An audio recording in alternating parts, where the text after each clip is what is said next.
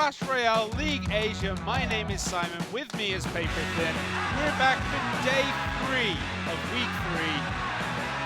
How are you feeling? I'm feeling great. We had some incredible games last night. If you haven't seen them yet, go back and watch them. Everyone went to the King of the Hill. I'm not going to spoil too much, but they were incredible. Yeah, we do have to apologize for Danny. We said, we were like, he cannot do anything. He's not going to. I cannot see him taking it. Sorry. He did everything he needed to do and more. Yeah. But Awesome. every game yesterday was just some of the best Clash Royale we've seen. Right. So far this tournament, I would say. Yeah, and you expect it out of these two regions, right? Mm-hmm. They're very competitive with each other. They bring their best games against each other. Just awesome stuff we saw yesterday. Yeah, and then losing is like a matter of national pride as well between Korea and Japan. Like, they have this intense rivalry in every sport, every esport they play. Yeah. And it shows in Clash Royale because every time they raise it up to 11. Yeah, exactly. I mean, and we got to see some really fun stuff from the one and only Expo Master.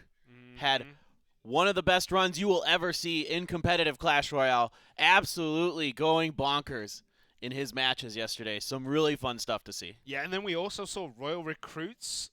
I think that was the first time we saw them so far this tournament. Maybe the second. Yeah, the second or third. Yeah. It was just crazy, crazy games. But let's take a look. As you can see on the screen, we have the Korean teams, OGN Entus, OP Gaming, Clash Royale, Sandbox, and Kingzone Dragon X. Today we're going to see OP Gaming and Sandbox out of the Korean region. Yeah, really fun stuff. Next week we'll get to see Korea versus SEA, so get ready for that. The SEA teams are getting better. Last season, maybe people said they were the weaker region. I don't know. We'll see how that holds up coming forward. This is our schedule, kind of how we're doing things this season. A little different than last season. Week 1 through 2 was our regional divisions. We are now into week 3, so we're in the conference division, home and away. Korea's the home team today. And what I really like about this format, weeks 9 and 10, is another regional division. Yeah, so everything will be decided in those last 2 weeks. Instead of being decided around, week 8 when, like last season, we were pretty sure everyone who was going to qualify was going to qualify.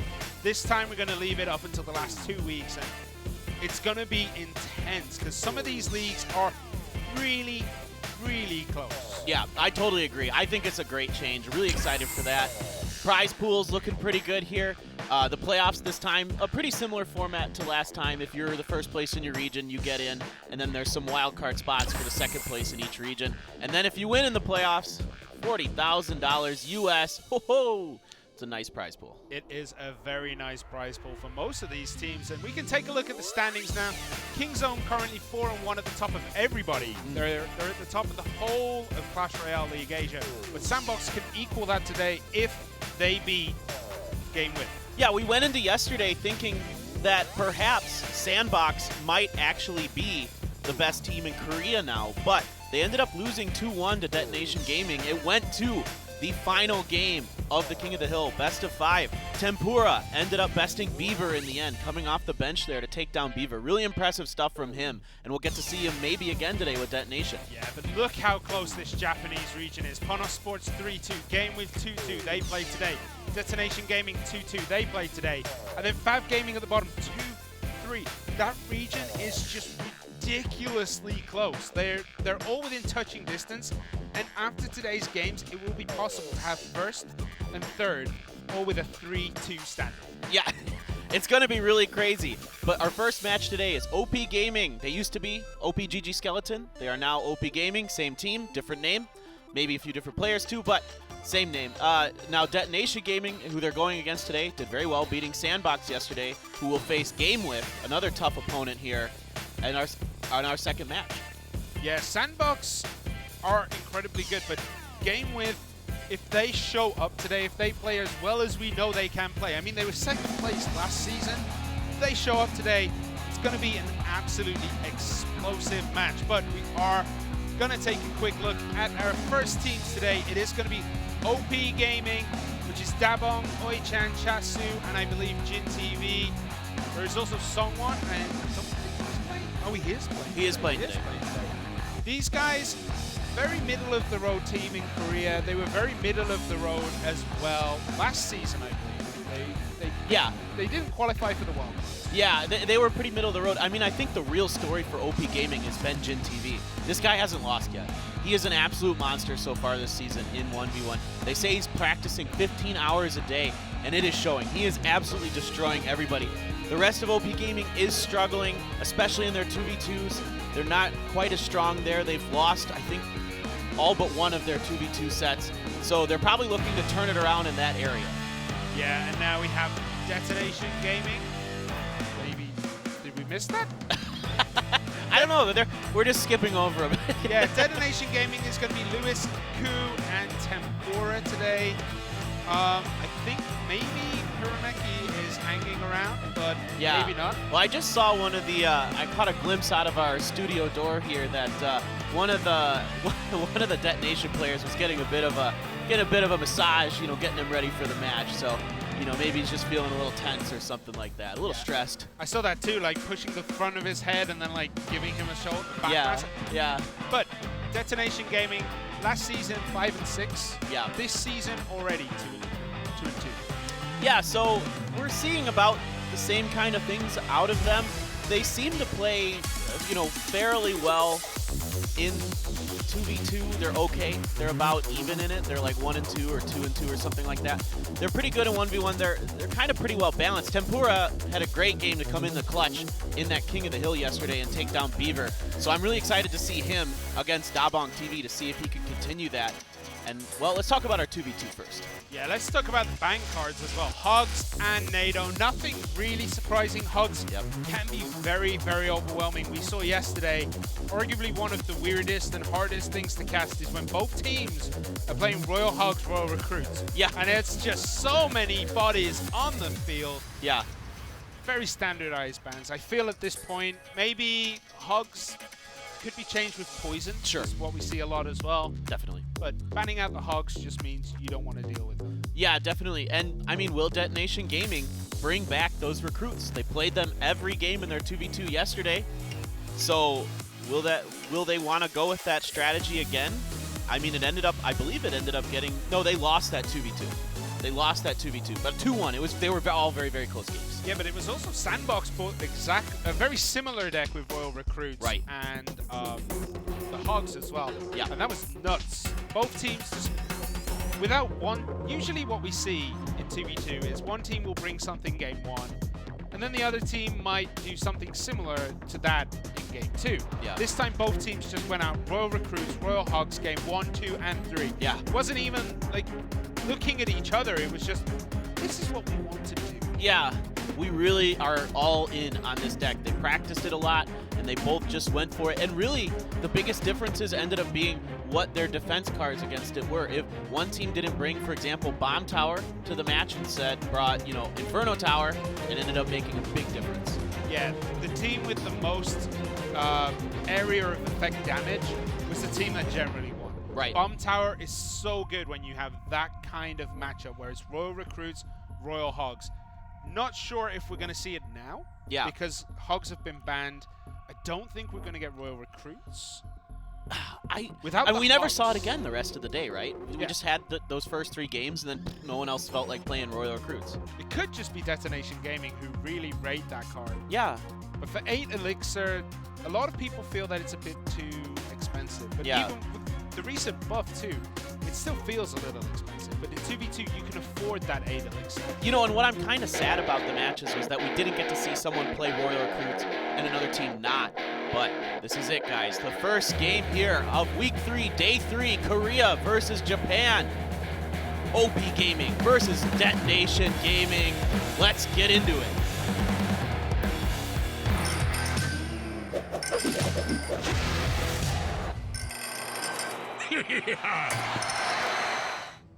Okay, so we have Oi-chan and Sungwon in blue for OP Gaming Clash Royale, and we have Lewis and Ku for DetonatioN Gaming. Yeah, here's this Royal Giant, Skeleton Giant deck we've been seeing quite a bit this season with the Electro Whiz behind it. I really like that. That's really necessary to make this type of thing work. Yeah, but it did a little bit of scratch damage onto that tower, but I believe DetonatioN Gaming handled that incredibly well there. Yep. Not much got done. Yeah, but ooh, getting that shot in from the Electro Whiz is a big deal. That's quite a bit of damage that it does to that tower. And overall, they came out about the same in Elixir. So this is actually, I think, a slight loss in that exchange for Detonation. Yeah, and they're bringing the Golem, Night Witch, Lumberjack deck with a Graveyard as well. Interestingly enough, that's going to deal a lot of damage if it gets to connect to the tower, if they can find that perfect window for the Graveyard. Yeah, absolutely. They've got double poison to back it up as well, so I expect to see one of those dropped here. Guards on the defense for OP Gaming, but there's that poison.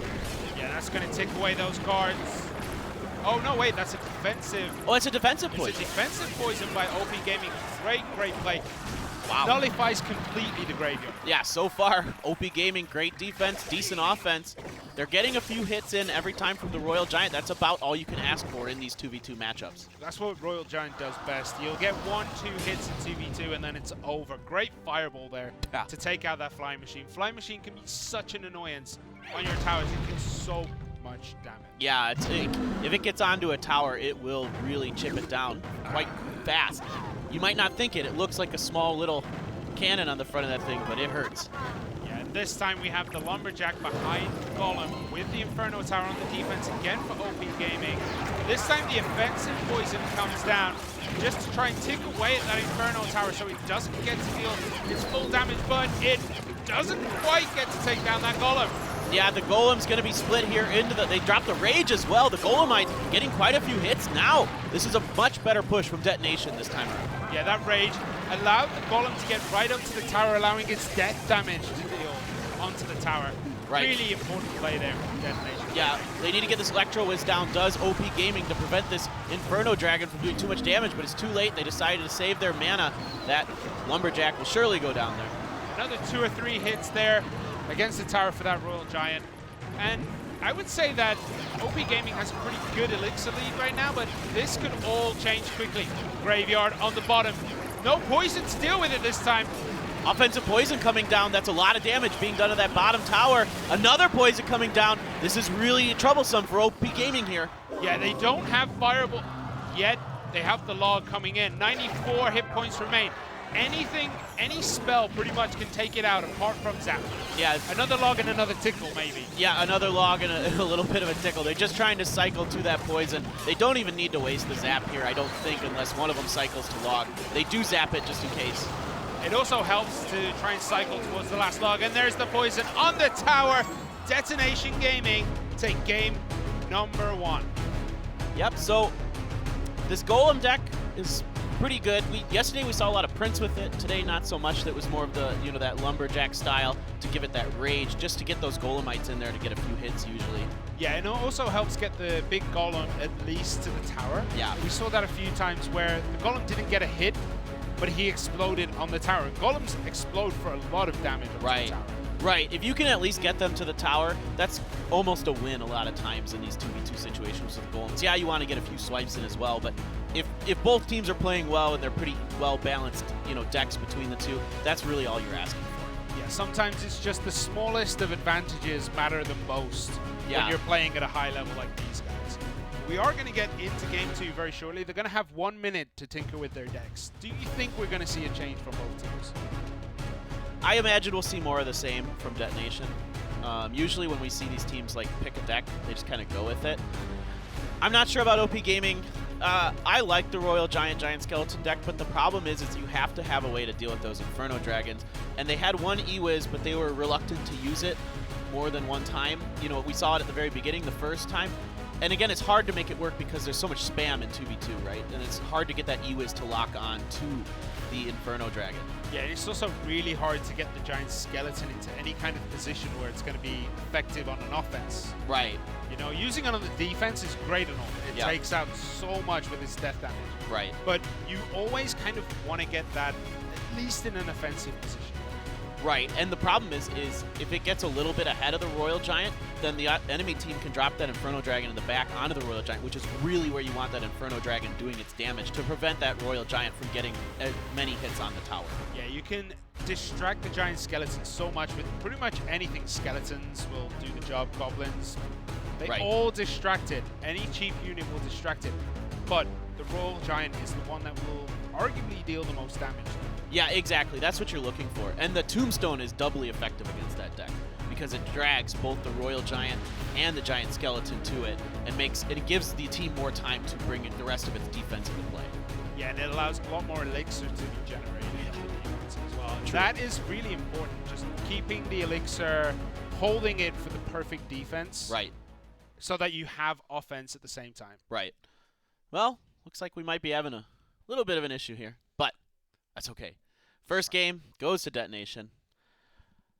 We'll see. Both of these teams not the strongest in 2v2. They haven't had a ton of success, especially OP Gaming. Haven't had much success. No, and that's kind of continuing here so far. So you kind of expected this. Yeah, the only team I think they've beaten in 2v2 is Fav Gaming. Yeah, looking at it now, Fav Gaming, they beat Yakitori and Oz. That's the only 2v2 OP Gaming have won so far. Yeah, and that's definitely one of the less strong teams here so far in Season 2. I believe they're, 1-3 now? Fav Gaming? Yeah. No, they're 2-3. They're 2-3? Yeah. The whole of the... Oh, that's right. The Japanese region is That's right. 3, They're 2, all 2, 2, 2. But Fav Gaming is at the bottom of... Fav Gaming is at the bottom, but I mean, that's barely fair, you know? Like, they've played one more game. They lost that game. Yeah. But, you know, right. One of these teams probably will lose, but whatever happens today, there's going to be a lot of 3s and 2s in the Japanese region. Yeah. I mean, the Japanese region is definitely really competitive. Definitely. As we expected. Yeah. And then the Korean region, like we see now, 4-1. If Sandbox win today, it'd be 4-1, 4-1, 2-2, 0-5. Yeah. Yeah. OG and Enta says they've started to play better recently, but, you know, they got to that King of the Hill 2 times in a row this weekend on Friday and Saturday. Both times coming up short in that King of the Hill. So they're getting better. They're getting better. I mean, last night, I feel like the time actually really hurt OG and Entis because they played really late. They were playing until like 11:30. Yeah. They were probably here about 5 o'clock, 6 o'clock, and you know you're sitting around waiting for the games. That can get very, very tiring, very, very quickly. Right. You can only sit there and play so much Clash Royale in a row unless you're Jin TV. Jin TV's a machine. Like you see him play, he's like, okay, play the game. Then straight as soon as he finishes, he's just slamming where the next match is. Like, just, let's go, let's go, let's go, let's go, let's go. But he wants to be the best, man. That's props to him. I can't play 15 hours of any game a day. I could play 15 hours of Clash a day. Really? Yeah. Really? Yeah. I've done it once or twice where, like, you know, I'm just sick in bed and I just can't be, you know, moving is hard. And I'm just like, I'll just sit here and play Clash Royale all day. I mean, I've definitely gotten up there near like 8 hours a day for sure when I just like don't feel like leaving bed. It happens to everyone. Like, just moving is difficult.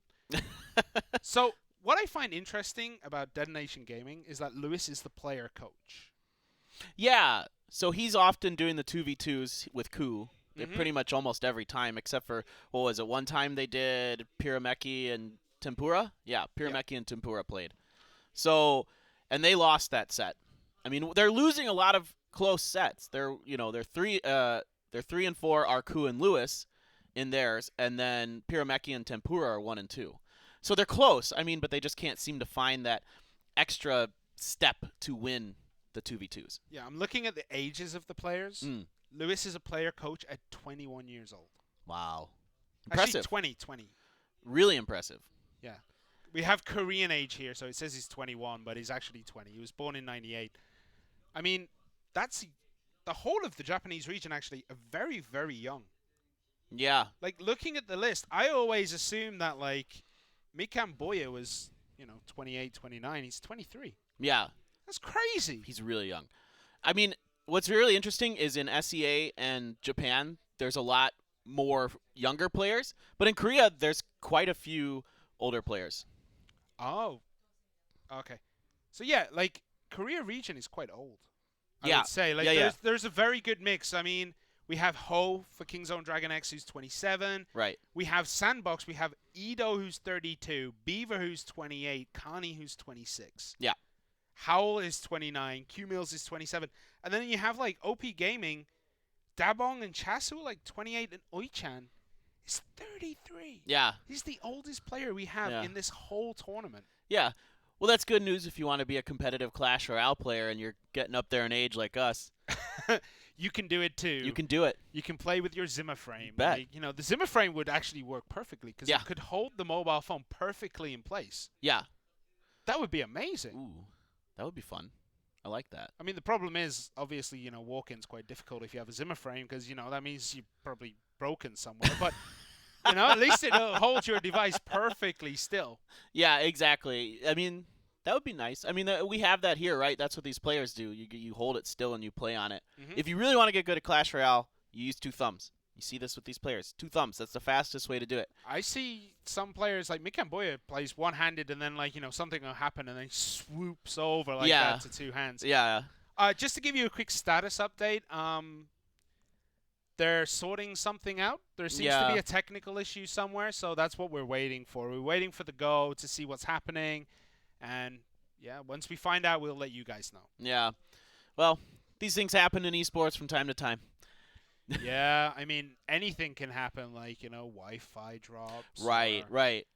You lose the power. They've had this happen at very big esports, you know, like tournaments. I think I remember. And the power gets cut. Yeah. Oh, my gosh. And then everything is just a train wreck for hours. And it's nobody's fault. Right? It just happens. I've seen ones where it's like they're planning this big outdoor event, and it's like, okay, we're going to have a, you know, on the beach or something, and then it just rains. Oh, and it's just miserable. Well, those beach finals used to be really popular here in Korea for various different esports, right? They used to have them on, like, the Busan beach, and there'd be tens of thousands of people along the beach in these chairs. It's like, well, if it rains, it's going to be interesting. You're just sitting there watching the game, and you just start sinking into the sand like,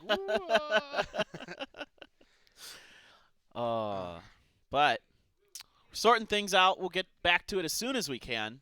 In the meantime, maybe we could talk about the other teams playing a little bit today. Yeah, so the other teams we have playing today, Sandbox and GameWith. GameWith, yeah. So GameWith, second place last season.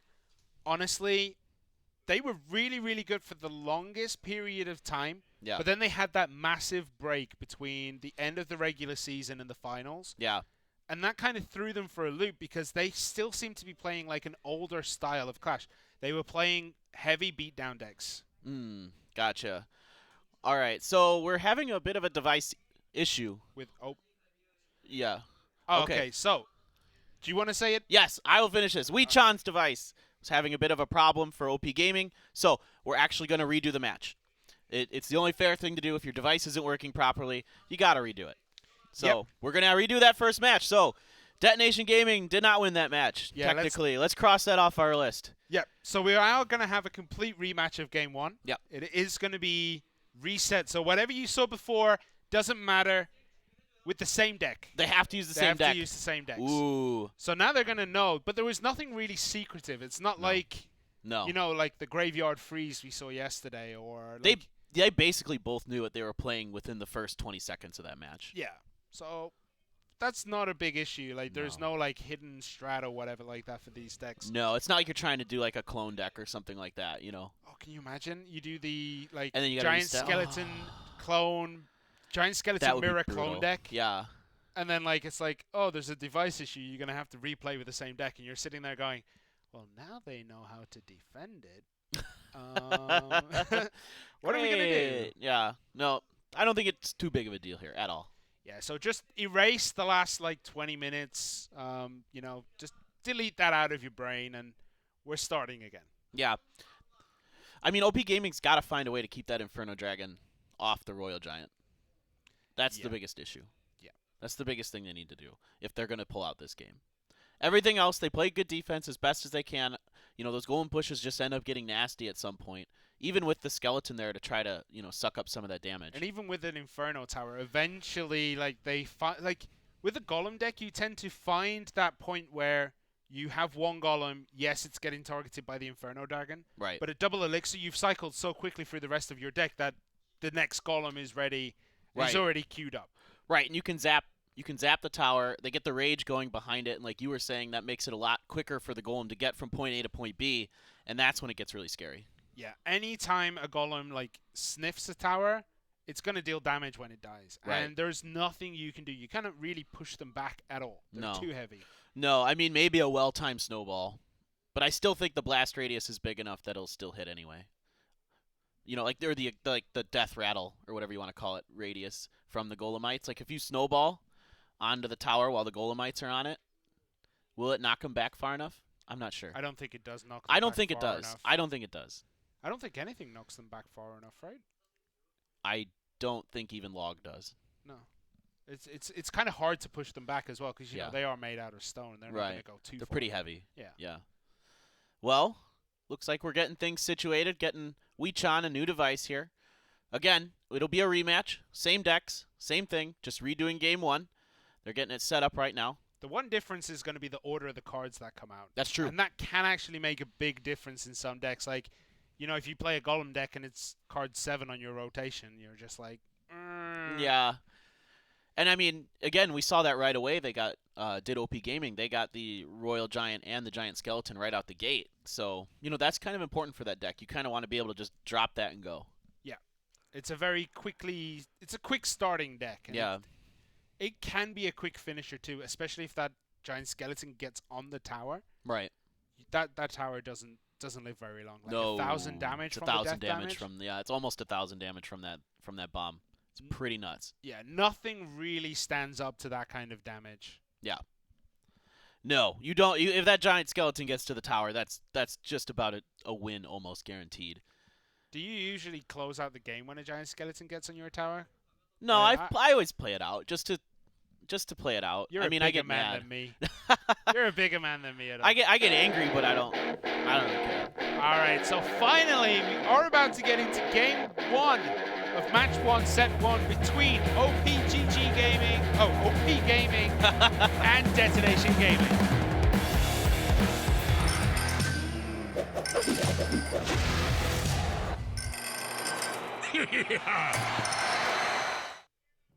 Is that OP, man? I just couldn't stop myself. Well, you're used to it, right? You're used to OPGG saying it. I do this where I say the wrong team names all the time. So we see the Royal Giant come down first again. This time doesn't have the skeleton with him.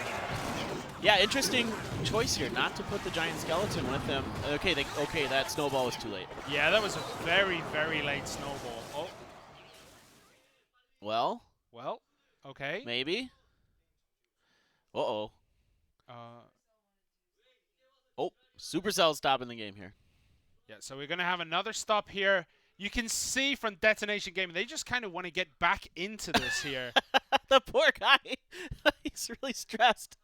I was so ready. I think that was Lewis. He's like, I'm Lewis. so ready. And then he just puts his hands down and is like, no, please, why do this? I'm showing my bold spot there. Like. Oh, me too. What Clash Royale card do you most associate with? Which one do you think looks the most like you? That looks the most? All right, which ones are bald? I was thinking this. Actually, the reason why I'm asking, I don't think there is an actual fully bald character. Does the Lumberjack has a hat, right? The Lumberjack has a hat. So he's possibly bald. And Nah, has a beard? he's totally blonde underneath, man. He has. I'm guessing he has luscious locks of hair. I guess. Giant? Yeah, kind of looked like the Giant, I guess. Yeah, the Giant. I Yeah, guess but the Giant. The Giant has the hair around the back, Yeah, right? he does. So, He's kind of got like almost like the Jean-Luc Picard thing going on a little bit more than I do. yeah. I still got some like stubble up on the top of the head. A little bit. A little bit. A little bit. What about you? What do you think? I don't know. Like, I associate with the Lumberjack. You associate with the think, Lumberjack? Yeah, he's blonde and he's crazy. Okay, I see. I'm not the crazy part, hopefully. Hopefully. Yeah. Definitely the blonde part at some point. I don't know. I also kind of think, like, nothing really looks like a person. No. Like, have you ever looked at it and gone, oh, man, that's totally, like, some ex-famous person? It's No. Like, No, none of it looks like real people. nah. That's kind of probably for the best. The goblins. The goblins. Goblins, mate. I know a few people who look like goblins. So, Yeah. Let's talk about the giant goblin. Yeah. The goblin giant. So he's not Whatever. able to be played this week. This is a rule that will come out week 3. We're giant goblinless. Yeah. I'm not sold on the card, Yeah. but I'm not anti-card. You know, No. like Royal Recruits came out and I was a bit like, yeah. Well, it's 6 elixir. You're like, yeah, I'll use it. Yeah. I'm not happy about using it, but I have to. Right. But the giant goblin, goblin giant, whichever way around it is, It's GG. Let's just call him GG. Goblin Giant because Goblin it's like Giant. Royal Giant. Okay, Royal Giant, Goblin Giant. Goblin giant, I think, needs a little tweak. Yeah. But he has the potential to be very, very strong. Yeah. I think maybe like a 2.5% HP buff would probably be about right. That's where I'm feeling him right now because he's about the same speed, as any of the other giant units, right? He's a bit quicker, actually. A little bit quicker? I think he's definitely quicker than golems. Oh, well, yeah. I think he's quicker than a normal giant, too. He is a little bit? A little bit. Okay. Well, I think it's really cool that he has the spear goblins on the back. I like running it with Mega Knight, which is weird. I've been doing that, which is really strange, I know. Yeah, you got me to run it, and then I'm like, wow, this I was like, strangely works. Simon, I'm not losing any games. I'm like, tell me, show me, master, because I was not having good luck in the challenges. Like, yeah, it's a bit of a weird unit to work around because it doesn't do anything so vastly different from a lot of the other giant units that walk up to things and hit them. Mm-hmm. That you can make something like similar or different, different, something that feels really different than because you could probably run like Goblin Giant with double Prince behind it, and it's probably fine. I know it's expensive because it's the 5 and 5 thing with the regular giant and the prince, the princes, but I don't think the giant goblin giant will live long enough though, because the reason why you put double Prince behind the giant is like they push him right into the tower. Yeah, I think if you push him into the tower, it's gonna die before it reaches. Maybe. Depends what's around it. I want to try it now that I'm thinking about it, but I'm already done with my Goblin Giant practice. You can do mine if you want. Okay. Yeah. Give me your phone. Just do it live on air. I'm like playing in front of the camera. That's what we're gonna do. We're gonna we're gonna fill your Clash Royale time with some more Clash Royale. Yeah. That's what you're here for. You have to zoom in on the phone a lot just to see the screen, and it's just a blur. Look, I'm winning, and it's just guys. like a blur of like blue and green. And I'm like, Simon, cast my game. And the goblin giant goes in. So much damage. And it's literally like one spear goblin has hit it. So much damage. Yeah. Do you think it'd be too strong if they added an extra spear goblin in the back? Yeah, definitely then. Really? Yeah. What if that extra spear goblin died on death? Instead so of it just dropped 2 instead of 3? So it still drops 2. Like, let's say one, like, catapults out and, like, goes into the stands or something like that. Yeah, it's a big deal if it drops 3 instead of 2, actually. That makes a really big difference for, like, what can kill those last 2 when they drop versus what can't. For example, a Lumberjack, like, if it's maybe fighting another unit and kind of goes to town on this Goblin Giant, and the Lumberjack will just barely finish off the Goblin Giant if you time it right before it gets to the tower. And then it can kill those 2 Spear Goblins as well without, like, dying. But if there was another one, it's not going to survive. Yeah, I don't know if it would survive exactly. Well, I mean, you got to include the extra damage while the 3 goblins are on the back. Yeah, because there's usually something else as well coming in behind it, right? So I'm taking into that a little extra damage you're taking from something else as well. I'm not saying like it's straight up 1v1 there. Yeah. I don't know. Maybe if it had 3, but that's so much damage. What? Did we talk about it on air yesterday with the barbarians on the back of a... No, you and I talked about this after the We were like, oh, can you imagine like a card where it's like how could we improve the Royal Giant? We're like talking about it. We're like, what if we put barbarians on its back and it's just like swinging its sword upwards, not really connecting with anything, just like woo! Yeah. Whenever like an air unit comes near it, it tries to poke it, and it's like standing on the shoulders of the Royal Giant. It's like, oh, come on! Needs a bit of extra reach, like jumps onto the head and like flies off. Yeah.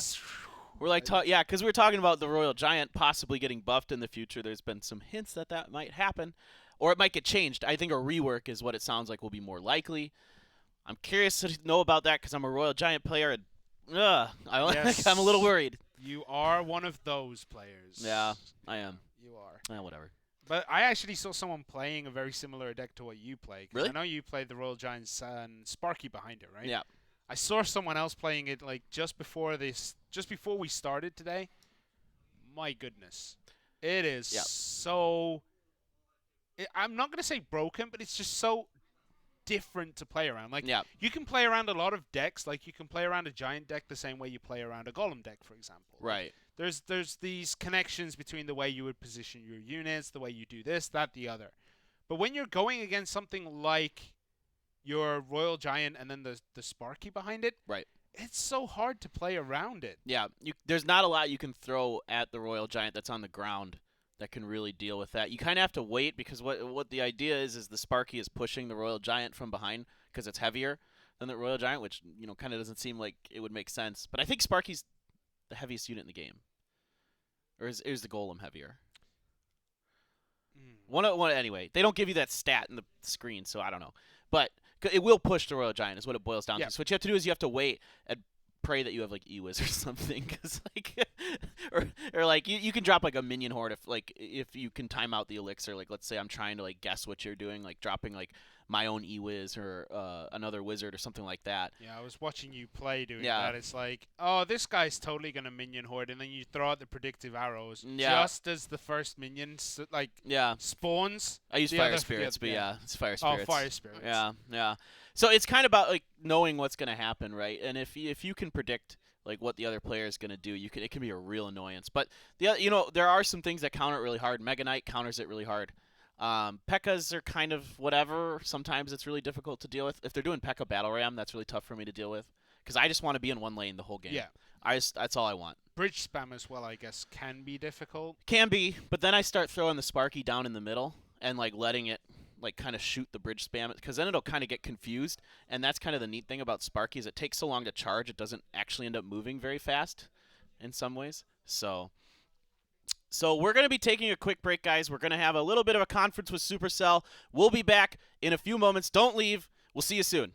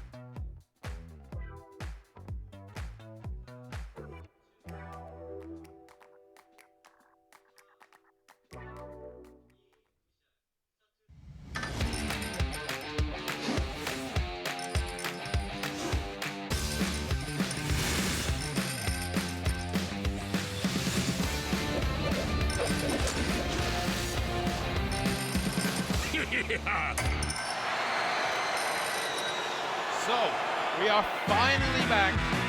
It has finally been decided that we are going to rematch Game 1, Set 1, Match 1, whatever. I did that in the wrong order.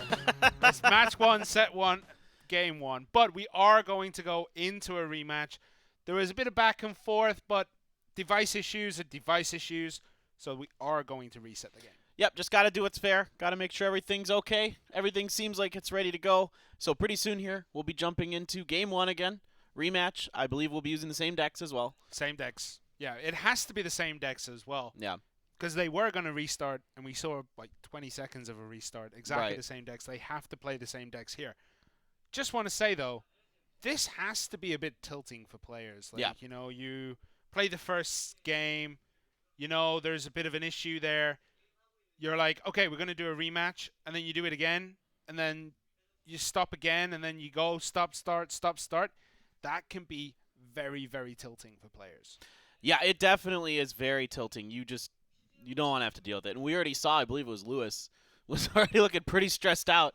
He was, you know, stretching out on the table there with his head down. It's tough, you know. You don't want to have to deal with these things. You just want to get into the games and you want to do it, especially if you're in a flow, especially if you're Detonation Gaming and you just won that game. You know, probably feeling good about yourself, just want to keep doing that. So it's hard. It's hard, but that's the way these things go sometimes. That's esports. Yeah. You know, esports, the E part of it means, like, you know, there may be problems. Right. You know, it's electronic. Things happen. Right. So we are gearing up and we are getting ready to go into this 2v2. So we're looking at the issues here. I think this is the start of Game 1, Set 1, the first time we played it. And we commented that this snowball was very, very, very late. Yeah, there was a lot going on in that replay. You could see Weechan is, you know, he's frustrated at that point. He's like going like this and trying to tap his phone, and the referee comes over and looks at it. And I think that's when they were starting to realize there was some kind of issue with his device. Well, yeah, it happens. You know? C'est la vie. Yep. No move names. on. Yeah, move on. I'm sure these players will get back into it and they're going to be perfectly fine. But it is worth noting, it could definitely swing a few players. If you're of not a strong mentality, this could ruin your night. Yeah, I think that's a really good point. When we were talking earlier that Lewis is the captain for Detonation Gaming, and he's kind of young, you know, 20 years old. So how does he handle this? Well, we are about to find out as we are finally getting into Match 1, Set 1, Game 1 between OP Gaming and Detonation Gaming. Let's hope this stays. Let's get into it.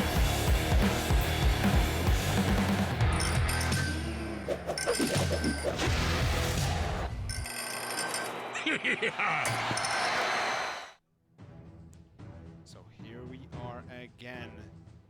This time it looks as though OP Gaming, I was going to say, they have their Giant Skeleton and their Royal Giant Tombstone perfectly placed. It's going to distract it. The Inferno Dragon, though, was targeting the Mega Minion, now targeting Bats, gets zapped again. Yep. Better positioning there with the Giant Skeleton and the Royal Giant. Only got one shot in on the Princess Tower, did the Royal Giant, but overall that was more what they wanted to do. I think that might have been part of the problem as well. They weren't quite able to place the units exactly where they wanted. Yeah. So we get to see a little bit of what they're trying to do more this time, but it didn't work as well as the first time around. It looked like it was going to work a lot better. The Inferno Dragon targeted onto the to the Mega Minion initially, and then they also got their own E-Wiz in there, but it still wasn't quite enough. So this time opting to change lanes when the Golem comes down. I like this switch up. Yeah, that is a good switch up, and the Royal Giant gets 2, 3, 4. Yeah, 4 hits in, does a lot more damage this time, and we can see the Inferno Tower comes down. Does take out, it's on the guards. It's on the guards. That's not what you want at that point. You want that to hit the Golem, so this Golem is going to get to the tower. Yep, it's going to be split. It's going to get the explosion damage and then go into the Golemites. Behind it, that Mega Minion's just whacking away as well. It finally gets taken down. The Princess Tower, I think, was locked onto the Mega Minion there. 957 remain. Such early, unlucky, I would say, for OP Gaming there with the Inferno Tower hitting those guards. At the moment, you need them not to. Yeah, this time, the Inferno Dragon locking onto that Royal Giant again is zapped to allow a few more shots to come up, but that E-Wiz really slows down the Royal Giant as well. Yeah, it slows down absolutely everything. There's the Graveyard. The Inferno Tower does lock onto the Golem. Will there be any kind of reset there? Yeah, there was a good zap. The poison, the graveyard, coming in here. OP Gaming is just really elixir locked right now. They just don't have a lot going on there. Now that push didn't do quite as much, most of the damage coming from the poison that time. Poison may have been defensive. I couldn't quite see the ring around it. Oh, maybe you might be right. It's hard to tell. Yeah. The colors are not very distinct.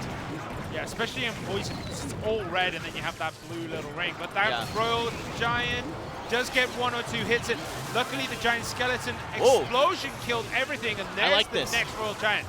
I like this a lot. Just keep following it up. You can buy some time, get a few more hits. This is really interesting stuff here from OP Gaming. Quite a different strategy from what we've seen before with this type of deck. Yeah, they're just quickly reloading, and there's the golem on the right-hand side. If this makes it to the tower, I think that should be it. There's the graveyard again. Will we see a poison defensively? Offensive and defense. And defense. That tower is not long for this world. Nope, that's probably going to be close to GG here. The log coming in will finish it off. Okay, DetonatioN Gaming does end up taking game 1, just like they did earlier. So, same deck, same result. Very similar Let's move finish on. as well. Let's just leave it in the dust. I think they just kind of, you know, I'm not sure we saw a different game that time. It was very, very similar to what we saw the first time. Except they switched lanes. Yeah. And well, you could tell that OP Gaming's positioning was better. The way that they were dropping those units was more clean. So I can definitely see where there was an issue, because you could tell that those Royal Giants were being placed behind the skeletons better, which is what you want. See, that guard placement there is so good. The guards running down that left-hand side get to the Inferno Tower before the Golem, which means they're going to get locked on. Yep. That tower just falls down, and then the Golem just does way too much damage. Right, exactly. And there was no counter push there, even though that giant skeleton was only at half damage. They weren't able to make a counter push work with that, even though they, you know, still had that giant skeleton alive there. Yeah, what the damage being done by the poison in the graveyard there was just way too much. I mean, the defensive poison did kill all those skeletons, but all it takes is 1 or 2 hits from those skeletons to bring it down into the second poison range. Right, you're doing double poison, you're doing over 400 damage, almost as much as a rocket with double. In fact, I think it's exactly the same as a rocket with double poison. It is exactly the same as a rocket. Yeah, and then all you need is a few hits from those skeletons, and then you're talking about over 500 damage from that push alone. A log comes in to finish it up. That's all you need. All you need in life is poison and graveyard. Yeah, that's what we're seeing a lot. But we are about to get into game 2 between OP Gaming and DetonatioN Gaming. Let's hope this one concludes in just 1 game this time round.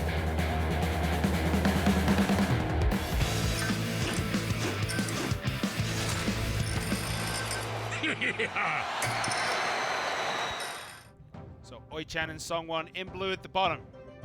Lewis and Ku in red at the top. We're not getting a ton of information on what DetonatioN is going to bring out here.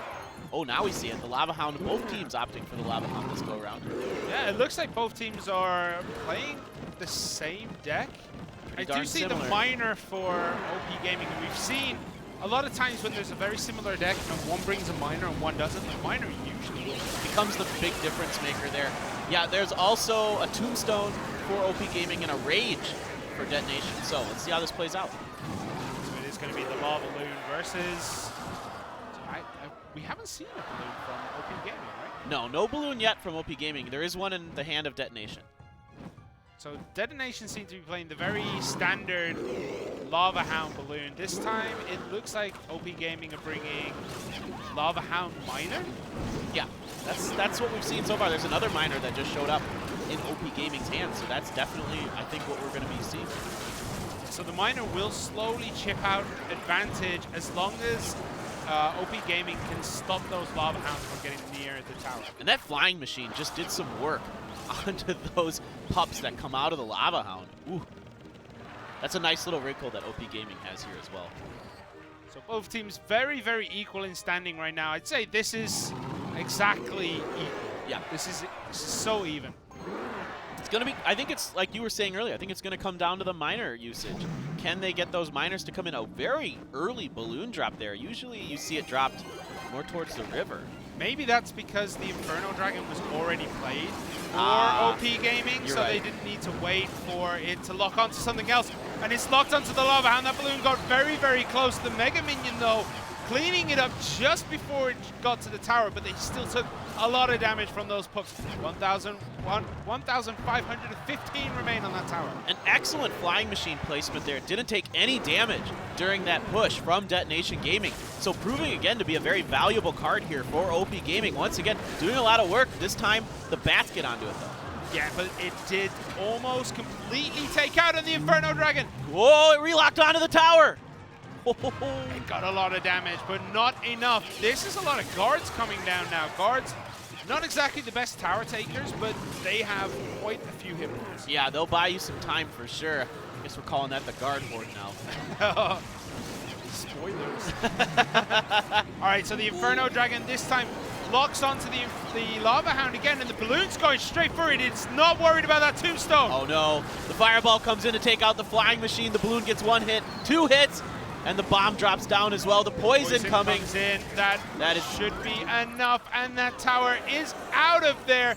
Detonation Gaming keeping their cool, finishing that game off in spectacular style. That is how you play a Lava Hound deck.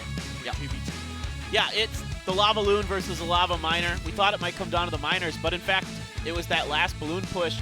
You know, OP Gaming just didn't have an answer for that last balloon. They didn't have a Mega Minion quickly available enough. The Inferno Dragon locked onto the Lava Hound. The Flying Machine wasn't available yet, I don't think, and that came a little bit later, so you're out of options. Yeah, there was also a lot of air traffic in front of that tower, which is probably why that balloon never really shifted across towards the tombstone, because it's going to get pushed around by the units that are already in the air. That's true. And I think ever so slightly it pushed it a little bit to the right, meaning that it was out of range of that tombstone. I think you're right. I think you're absolutely right.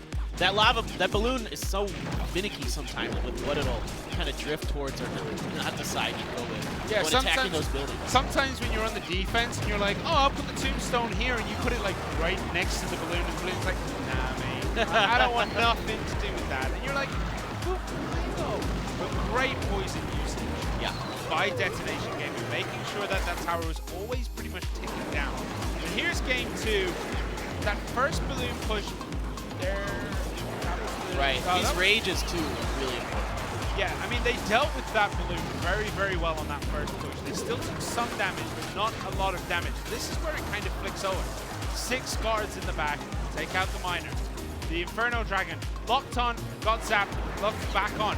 We can see here, it hit something. There was a blue unit right there that kind of pushed it a little bit towards the right. Yeah, and I think that changed its aggro to the tower there. The bomb and then the poison and the zap finishes it up for Detonation Gaming. A 2-0 there in our first set of the day. Very interesting stuff. It was kind of cool to see them both go with a slightly different Lava Hound strategy there. Yeah, and Lava Hound Balloon is such an established deck at this point that anything with the Lava Hound and not a balloon feels weird. Yeah. It doesn't quite feel as effective. I mean, it probably is effective in 2v2, like anything works in 2v2. Yeah. But it just doesn't feel natural. Right. They're like, you know, name a more iconic duo, you know, Lava Hound Balloon. Golem Nightwitch. Golem Nightwitch, absolutely. Things like that. But, you know, you're exactly right. It does feel weird, right? Royal Giant E-Barbs. Yeah. I'm sorry, we were talking about iconic duos, not cancer, Simon. All right, so we are going to get into the 1v1. We have the Magic Archer band for Dabong TV, and we have the Graveyard band for Tempura. Interesting bands here. We don't usually see that Magic Archer getting banned. No, you do not. So they must have noticed something with Dabong. I mean, generally when we've seen the Magic Archer, it's put behind a P.E.K.K.A. or a Giant.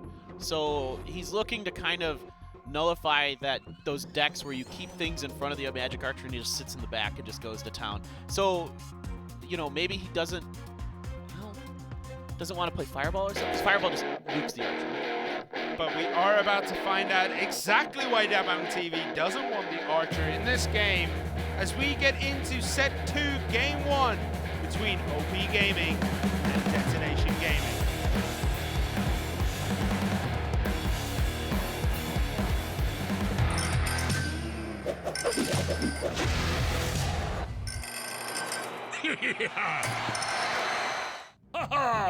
You know, using a Magic Archer is kind of like being back at school where you have to work out all the angles in math. And you're like, if I put him here, will it hit the tower? And you're like working it out, like, you know, you have your set squares and you have your, you know, you're working on Pythagoras. You got your protractor out there, freaking making the angles and stuff.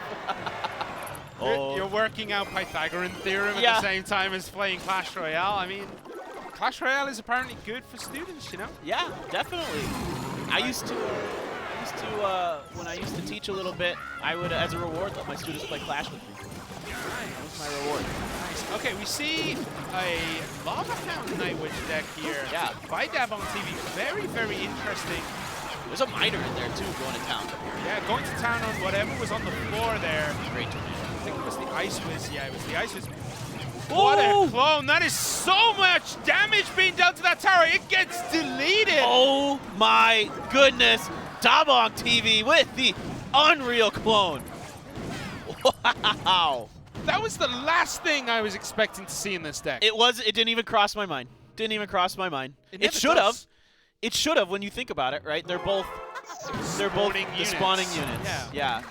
And Tempura's gone with this Royal Hog deck, this kind of quick cycle Royal Hog deck, and hasn't gotten much done. Yeah, he doesn't have much to deal with the Lava Hound. Yeah. Like, if you look at it, he has Ice Wiz and Mega Minion. That's it. And the Ice Wiz usually gets distracted by things like your Miner.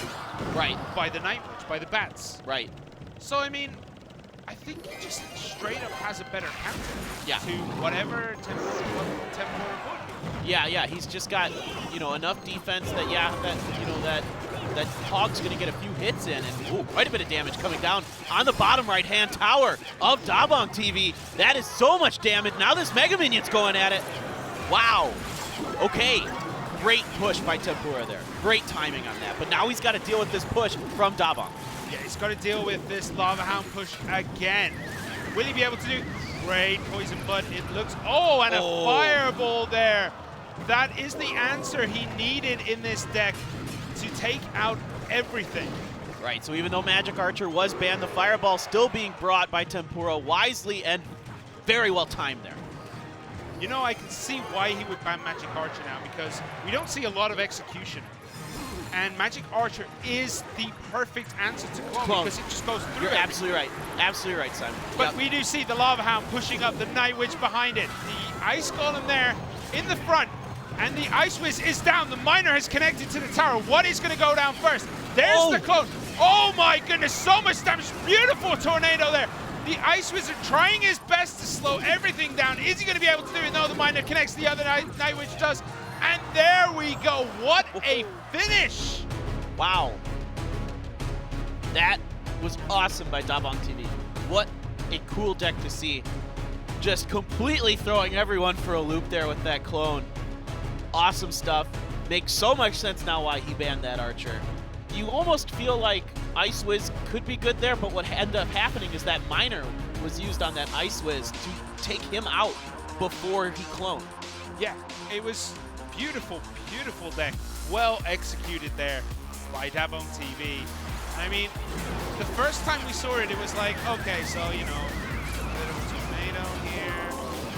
What's going down? The Mega Minion's there, and this clone. Everything just deals so much damage. All those pups, the Night Witch, the bats, just so many units there. And then this push from Tempura was so well timed, did so much damage.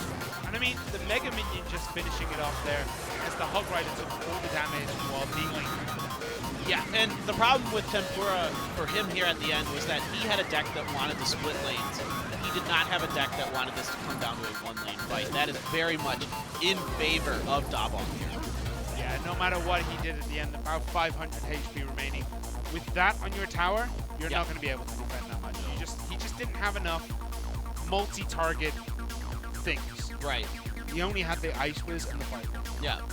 And a Fireball is not what you want to do if you face against a clone lava. You want to save that one. Absolutely. Absolutely correct. Really, really great stuff there from DaBong TV. Tempura, I don't think you should be that upset about it. No, it's one of those things like it's a deck that will work exactly one time. Right. But knowing DaBong TV, we'll probably see it in the next game too. And Tempura will be like, he'll never play that the second time round. And then out comes, you know, exactly the same thing. Well, like you were saying, as long as he has a fireball or a tornado and he gets the timing correct on it, it's not the biggest of deals.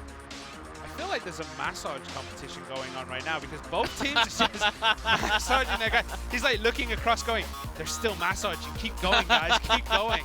We have 5 more seconds. Don't stop. All right, all right, all right. OP Gaming gives up first. The massage game goes to DetonatioN Gaming here. Will game 2 go that way? What a deck by DaBong TV, I have to say. That was something beautiful to see at this time of day. But both players throwing the thumbs up, the real thumbs up to each other, meaning we are about to get into game number 2 between DaBong TV and Tempura.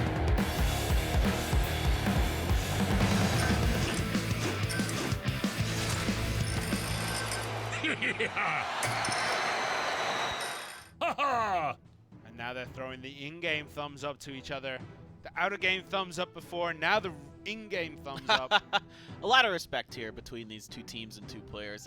We've seen that a lot. As competitive and as much as these teams want to beat each other, especially when it's Korea and Japan playing, they all have fun with it. They're very well-mannered.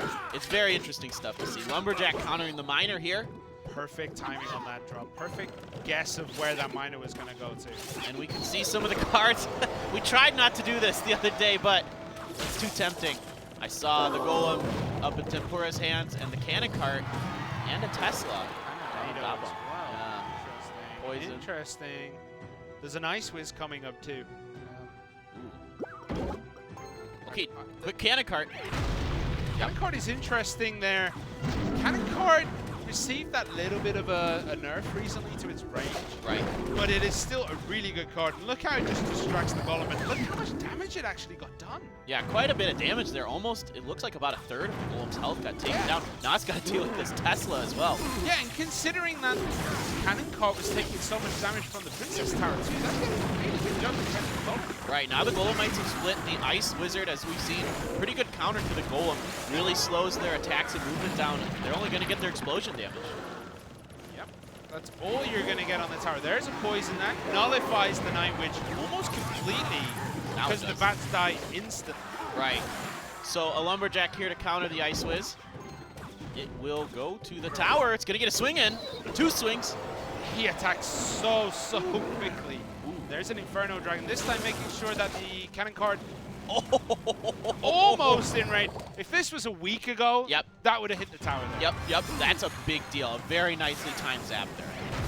And it's connected to the tower. Even with the Ice Wizard there, it's still going to deal a decent amount of damage. 1,755 remaining on that bottom right-hand tower. Incoming miner for DaBong TV. Connects to the tower. 1 hit, 2 hit. The baby dragon there does connect. It is just about in the poison. Yep, this time again, the poison and the log used to counter that Night Witch. And then the Lumberjack's going to follow up behind the golem and an Inferno Dragon. This is a scary, scary push by Tempura. Yeah, there is so much there. And the Ice Witch trying to defend, but beautiful tornado. Great fireball as well. Here comes the Rage. This time, there will be no Ice Wiz to slow these Golemites down. And the Inferno Dragon. Under Rage, too. That's just way too much damage. And there is 8 seconds left, and I don't think he has anything that can deal about 1,400 damage in that time frame. DaBong has taken his hands off the device. He nods. GG. Looks like he gave the T for timeout as well. So I think we're going to have a timeout from DaBong here. That was some great play by Tempura. Yeah. That golem, the golem push eventually just has become too big, and it's over. Yeah. There was nothing he could do. No. I don't think we ever got to see DaBong's last card. I feel like maybe it was an Expo? No. You don't think so? No. Oh, it's Tornado. It's Tornado. I didn't think. Oh, it was Tornado. That's right. I was going to say, like, I'm pretty sure we saw all the cards from Yeah, them. you're right. And I remember, like, peeking into his hand and not seeing the crossbar, because you do see Tesla. Yeah, the Tesla makes me feel like, But yeah, that Inferno Dragon connected to the tower under Rage. It doesn't last very long. That's the way you can do 1,400 damage in 8 seconds. Yeah. So that deck that DaBong TV brought there was a little Well, I mean, different. minor poison is his win condition, right?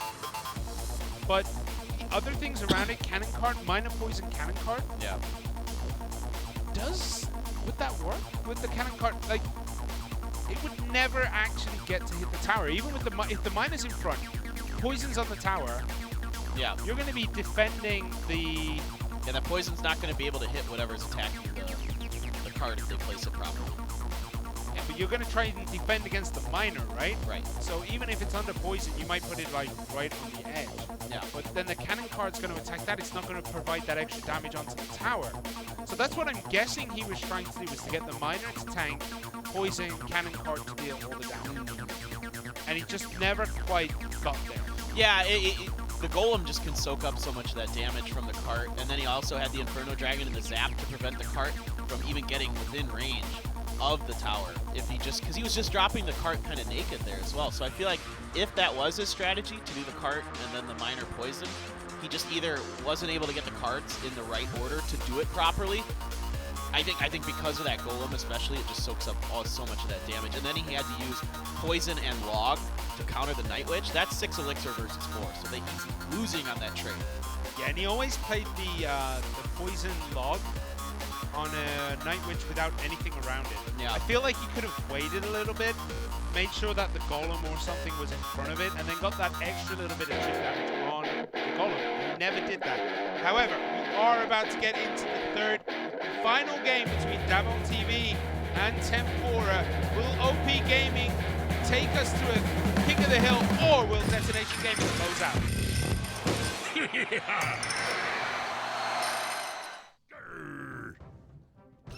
Tempura with the angry face. Misclick. I'm going to say there's a misclick. Misclick. I think he was going for the good luck. All right, DaBongTV cycles the log as Tempura cycles the zap.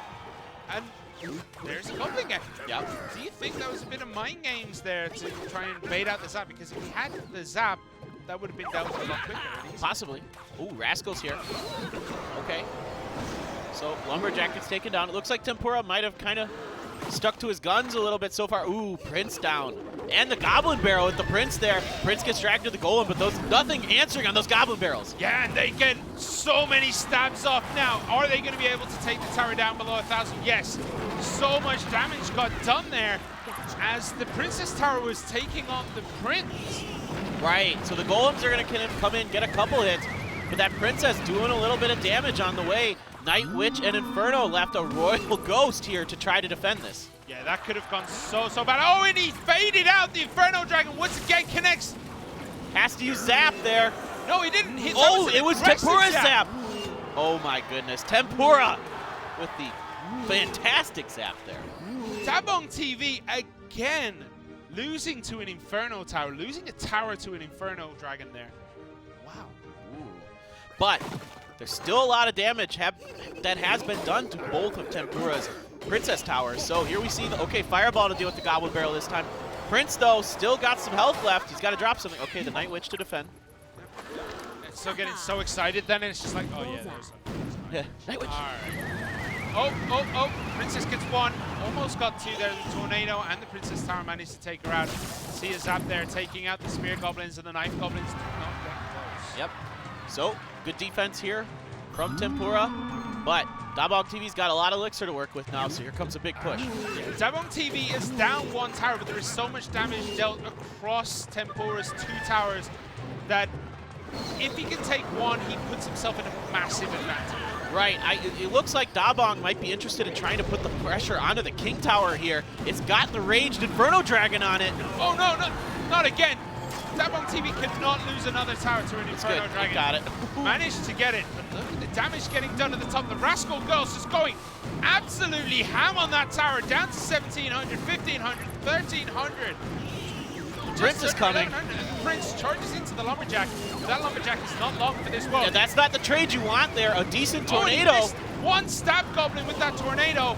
Incoming barrel, missed the Fireball. There we have it. DaBongTV closing out the game, taking us to King of the Hill. Woo. That was close. That was really close. So many things went right for DaBongTV. when it mattered. Yeah. So many things. That missed fireball right on the barrel was what actually finished it off. But I think there was enough there to finish it regardless. Yeah, I think you're right. I mean, it was a tempo swing, and Tempura's got to realize when he's got the golem there that he has to be afraid of that split push onto his King Tower, because it's a lot cheaper for Dabong TV to cycle in those really high damaging units, the Goblin Barrel, the Prince, and those kind of things, which he doesn't have an answer for, or something to soak up that damage. Great play by Dabong TV. Read that game perfectly. Tempura, I think, playing that golem at the end was his critical mistake. If he'd put it in the other lane, I feel like he would have been okay. Yeah, I think you're right. Because I'm pretty sure that both players went, like, Tempura dropped his golem at the same time as Dabong dropped everything on that left-hand side. I think it was almost simultaneous. Yeah, it was. And I feel like if it had gone the other way, he would have been able to defend because the golem would have soaked up a lot of damage. Tempura just had to defend it. Didn't really have to. Yeah, I think you're right. I think you're absolutely right. But because of that, we're moving into the King of the Hill. So far, these teams from Japan and Korea very closely matched, and we're seeing a lot of King of Hills because of it. A lot of King of Hills. I feel like every game has gone to King of the Hill this week. Well, not on Friday. Not on Friday. Not on Friday. There was one that didn't go not on Friday. One. Right? One. Yesterday we had 3. Yeah. Today we've started strong. Here we go. Yeah. These teams are so good. Yeah, and the regions are so balanced. And here, that barrel just did way too much damage right at the start. And it's because of that golem. That golem took away all of Tempura's elixir, and he just didn't have anything left to defend. Yeah, and think about this as well, that cycling of that zap that Tempura opted to do at the very beginning. And this, again, look, the Ghost just fades out. There was no other ground units to keep him in. And there you go. Look, the tower is down. Yep. But here comes that last push. It just isn't fast enough behind that golem for him to deal with the crazy amounts of quick damage that come out from those units. There's the fireball. Oh, that totally tried missed. the fireball and Oh, just missed, and that was murder. Did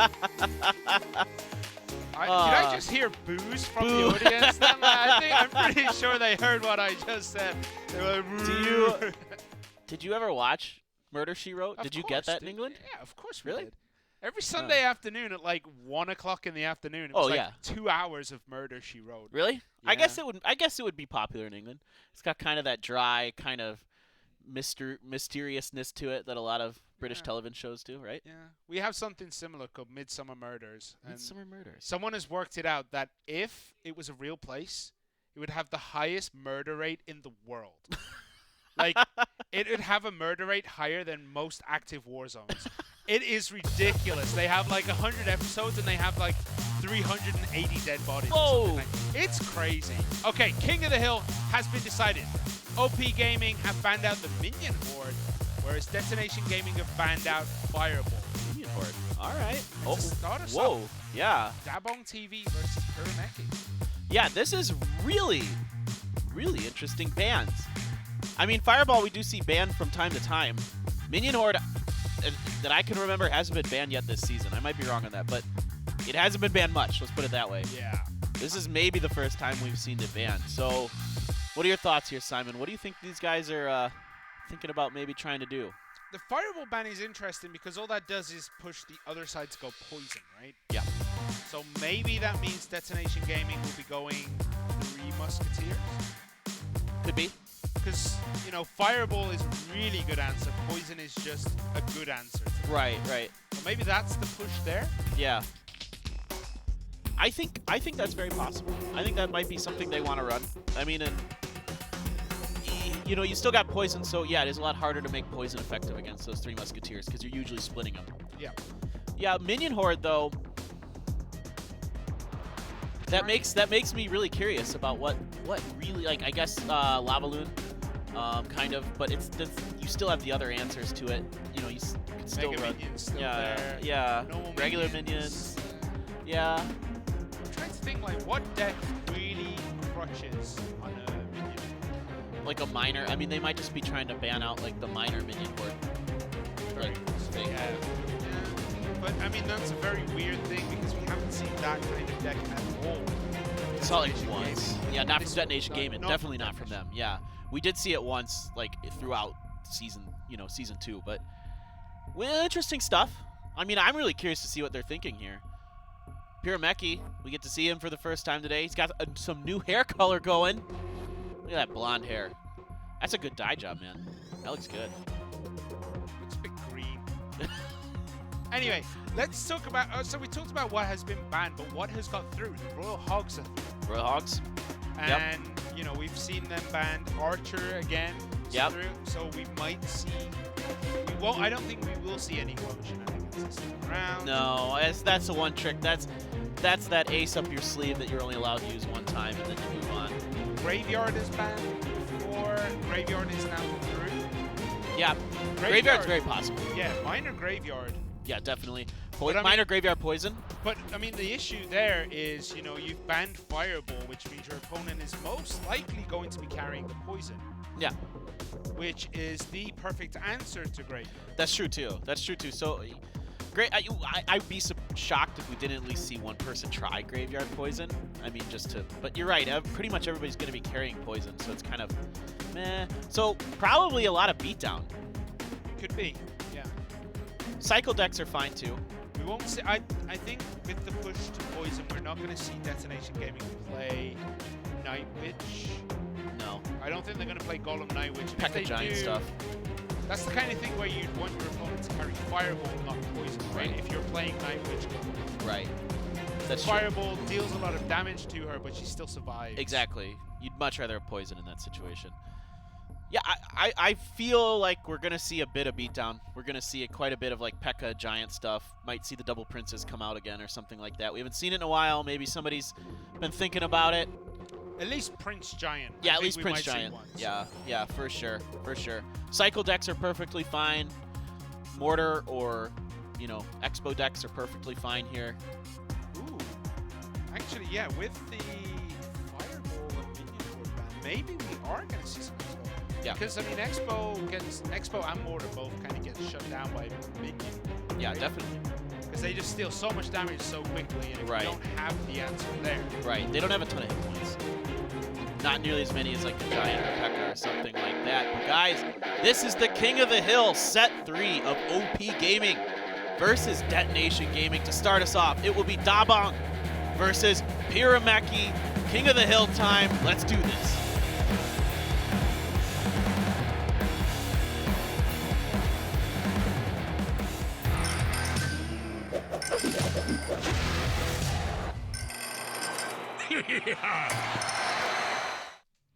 So here we go. Dabong TV in blue at the bottom for OP Gaming, Clash Royale, and Pyrameki in red at the top. Detonation Gaming. We get Spear Goblins thrown down by Dabong.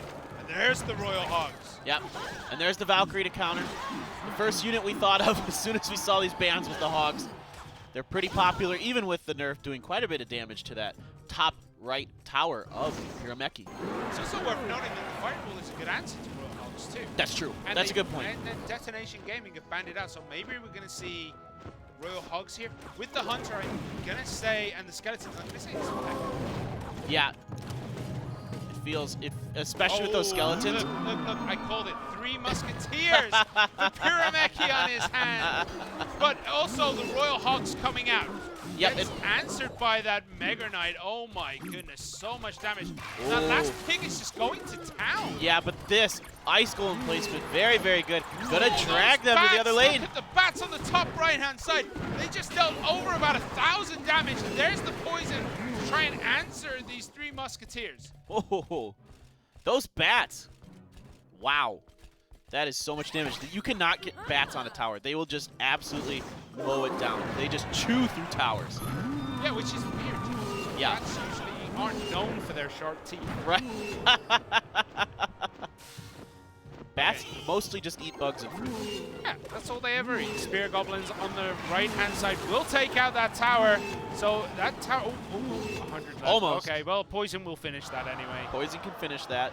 So looking good here for Dabong TV. Log and a Sneeze will also finish it. There's the Royal Hogs going full in on the left-hand side as well. The Hunter to try and answer that, but it only connected with the one pig at the start. The bats have got in on him as well, but not doing too much damage to the Hunter and the Valkyrie are the bats. The Hunter turned onto those bats pretty quickly there. Hogs coming down, splitting down the lanes. Only so far an Inferno Dragon to defend. There's the Mega Knight.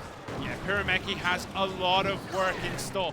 He is desperate for something here. He has taken so much damage on both towers, and DaBoNg choosing to poison the left-hand side instead of finishing off the right tower. I think that's a great move at this point in the game. Yeah, and that Ice Golem, just so difficult for DaBoNg to deal with.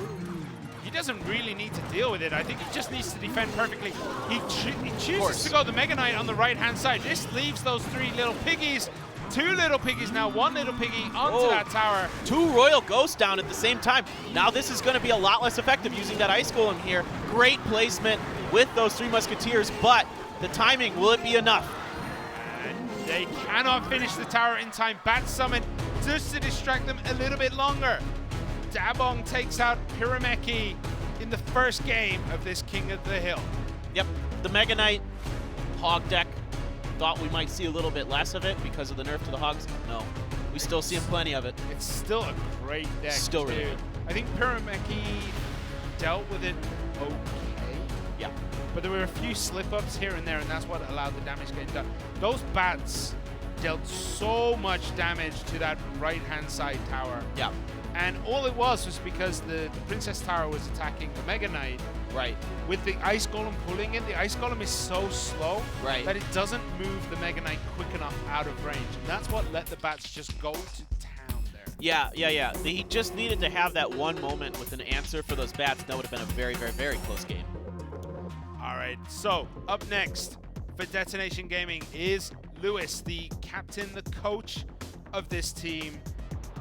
What will he be able to do here? Yeah, well, we'll see. He's usually more of a 2v2 kind of guy. He has not actually played in a King of the Hill yet. I think it was the same. It was the same last season too. He played very rarely in 1v1. He was always like the 2v2 point man. Yeah. You know? So it's a bit of a wild card with him, right? You don't know exactly what he's thinking. Yeah, but I feel like it might be a bit of a risk because he's not used to playing on his own. Right. You know, he's used to playing with a buddy. Right. DaBoNg's on a roll. He won set 2, his 1v1 against Tempura. Looked pretty strong there. I like that they put him out right away again in first. I really like that strategy of if your player just won the 1v1, throw him out there again. They're probably, I feel like they're gonna win you a game or 2. It's interesting to me that we were talking about OP Gaming and that they haven't really had a great run of form, right? Yeah. And then I was looking at DaBoNg TV's 1v1. He lost to Season2 and Home. Sandbox and Kingzone Dragon X, 2 of the strongest teams in this region. So will he be able to beat Lewis here, or will Lewis be able to even up the score? Let's find out.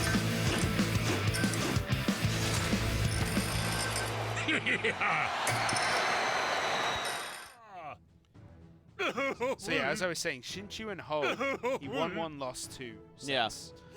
So, tough opponents, Sandbox and Kingzone. Barrel coming out here for DaBoNg. Magic Archer to answer. So here's that Magic Archer that OP Gaming was worried about, why they banned him in that 1v1. Yeah, and he's not going to get anything done there. Gets 2 hits. No trigonometry needed there to make sure he connects with the tower. Nothing in the way. Let's go. So we are seeing a bait deck here from DaBoNg. Looks like so, it, yep. As we've said before, keeping that princess alive is key to surviving, and the poison comes down to take it out. Yeah, that's not the worst trade in the world if you're playing that princess. You like that. I mean, it does do a little bit of damage to your tower, but overall... Quite a P.E.K.K.A. used here to answer the Royal Ghost and the Goblin Gang. Not really the best of trades, but it wasn't the worst. It works. I mean, this is pretty much what you expect to see when you have a Magic Archer these days. There's a P.E.K.K.A. in front of it to let it tank up all that damage. But, ooh, the Bandit Boy gets onto the Archer there before it even goes for the P.E.K.K.A. No, but it did. That Archer did deal quite a bit of damage to that bottom right-hand side tower. I think it did about 300-400 damage. Yeah. Prince Charge did connect as well onto that top right side. And suddenly, the balance of this game has been thrown. It looked like Lewis was in control for the longest time. He was getting perfect Archer placements. Yep. And then all of a sudden, one Prince Rush, everything is equalized. Yeah, and the Princess here is a bit of a red herring, right? It's not really a spellbait there. Yeah, interesting. That he started off with something that looks, smells, sounds like it, but these hogs going to town. 3 little piggies left. They will be able to take this down if nothing is played. It looks like Dabong just gives up that tower. What is he going to do? Well, he's still got some time here. He's got about 1 more minute to work with this. The Prince going in, the Royal Ghost to split push here. Skeletons dropped and a P.E.K.K.A. to try to counter this push. Yeah, that brings everything together nicely in the middle for Lewis. So the barrel does come in. The Princess is just standing there, instant log, and Mega Minion just cleans up that Princess. And now again, 4 little piggies come in with the P.E.K.K.A. in front to tank. Poison thrown down here offensively for Lewis. Yeah, wow. That tower is in a lot of trouble. A lot of damage being dealt to Dabong's tower there. But he can't quite seem to get through in either lanes. He keeps trying to split push, but nothing doing. Prince coming down again. Barrel to join with it this time. Yeah, I feel like Dabong... Oh! Missed the prediction on that log. Just goes straight over the Goblins' heads. And that kind of sums up everything for Dabong right now. He got lucky, but was also incredibly unlucky. I think he got a bit cocky, to be honest. Yeah. Like, he sacrificed that tower, and I feel like he didn't really need to. No, I don't think he needed to. It's a bit of a interesting little deck he pulled out there. It was kind of half spellbait, half just kind of, not control. It was got a little bit of control, but it was definitely a weirdly aggressive spellbait deck. You're not really looking for a lot of bait. You have the Princess and the Goblin Barrel, so you're trying to get that log bait out, right? But then you have the Prince and the Rascals on top of it, which you don't usually see quite paired in that way. Yeah. It's a little new. It's a very new style. Like, it's kind of mixed spellbait with Prince. Yeah, That's at least essentially what here it in is. Asia we haven't seen it much. Yeah, we haven't seen it much here in Asia, but what that does mean is Dabong is out and is now replaced by Songwon for OP Gaming. Will Songwon be able to bring this to 2-1, do you think?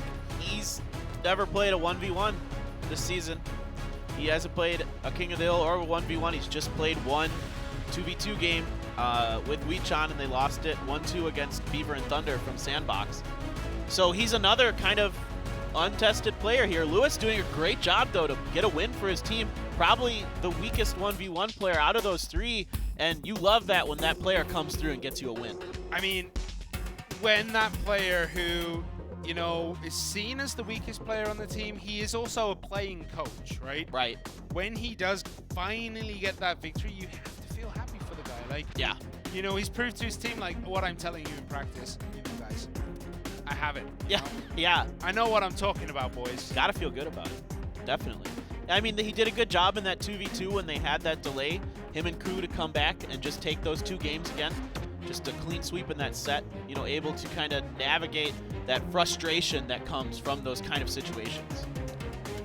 Yeah, he managed to calm down Ku enough, because we've seen Ku, I think he was one of the players who always seemed to be a little bit emotional. And he could get tilted kind of quickly. Yeah. So I think Lewis did a very good job of getting into Ku's head and just saying, like, boy, chill out. Well, we are getting very close to going into Game 3 of the King of the Hill. This is going to be really exciting stuff. A lot of kind of players that we don't get to see 1v1 from very much. And that's kind of the cool part about the format here in Season 2 of Clash Royale League Asia. It will be DetonatioN Gaming versus OP Gaming. Lewis versus Sungwon.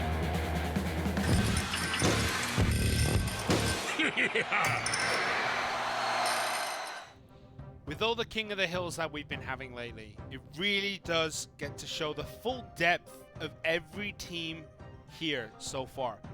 We're seeing every player out of OP Gaming. We're seeing every player out of DetonatioN Gaming. We've seen every player for every team, basically. Yeah. At this point, almost every player has played a 1v1 throughout the entire league, except for SEA, because we haven't seen them as much. That's just because they just haven't had the chance to do their divisional matchups yet. Yeah, the conference matchups? I think they called them divisional. Conference works for me. Whatever it's called. That works for me. I like that. There they are again. 3 Musks coming from Detonation Gaming. Yeah, so the Fireball ban was purely for the 3 Musketeers, I feel. Yeah. It does give them a little bit more flexibility, as we can see. If there was a Fireball, actually, they'd have still died anyway. So what am I talking about here? Battering Ram connects with the Tombstone, takes out the rest of the skeletons. Ooh. And will this... No. Not quite. That was the saddest charge on a tower I've ever seen. He's just getting wailed on from every direction. Didn't get anywhere near. Those barbarians got short little stubby legs, man. They can't run very fast. They do have amazing mustaches. They do have that, no doubt. That's the one thing. And we see a pump. Yeah, Elixir Collector. First pump I've seen in a long time. And there's the miner to try and take it out. But the bandit placement means that that pump is going to get full value for Lewis. Wow. So this is really interesting. Sungwon pulling out the deck that we kind of saw from Dabong in Game 2 of his set where he lost. Does he have an answer here for the Lava Hound? The answer is yes, he does, but still does take quite a bit of damage on that top right-hand side. And that is why you banned the Fireball, because if that was Fireball, those 3 Musketeers would have been dead before that. Yeah, they'd have been pushed out the way. Whoa. It would have been over. Whoa, well. This is a heavy deck. Wow. P.E.K.K.A, 3 Musts, Elixir Collector, Battering Ram. Battering Ram. I mean, you can see why he defended that Elixir pump so heavily with the Bandit. Right. You know, committing the Bandit there, it's very, very heavy. And the Inferno Dragon now connects onto that P.E.K.K.A. That's going to shut that down relatively quickly. 2 Musketeers do manage to take it out with help from an Electro Wizard. But so much coming down. The miner in the back, and one pup has connected too. Pup trying to turn around, but that is so much damage getting done here. Has to use the Bandit, but the pup does get one last hit. Right, so we're not too far away from that tower being able to be spelled down. Another hit on it will all but confirm it, but this P.E.K.K.A soaking up a lot of damage here for Lewis, buying him precious few more moments to get through, but those minions coming through and just wrecking through that P.E.K.K.A. There's no answer for it. One more hit, and that's it. It's going to be the poison to finish. Yep. Great play by Songwon there. I feel like Lewis's deck was just a little bit too heavy. Yeah. But Songwon played perfectly. He found every advantage he could and just capitalized on his miner. Yeah. Yeah, the poison's still doing a lot of work against those 3 Musketeers. The Musks have to be split for it to be valuable to not have to worry about that poison. And a lot of times what Lewis was forced to do was use those 3 Musks against that Lava Hound, so they're stayed clumped, and therefore you get the max value out of that poison. Yeah, the poison does buy more time for 3 Musketeers to do damage to the Lava Hound. Too. Because, you know, if they die instantly to, let's say, Fireball Ball or Fireball Zap or something like that, he would have nothing there really to defend against him. Yeah, that's a really good point. That's a really good point. So that time, at the end there, he was able to avoid the poison, but it was too little too late. Songwon winning his first 1v1 in Clash Royale Asia League Season 2. Woo. Are there any more things you can add on to the I don't know. I probably could.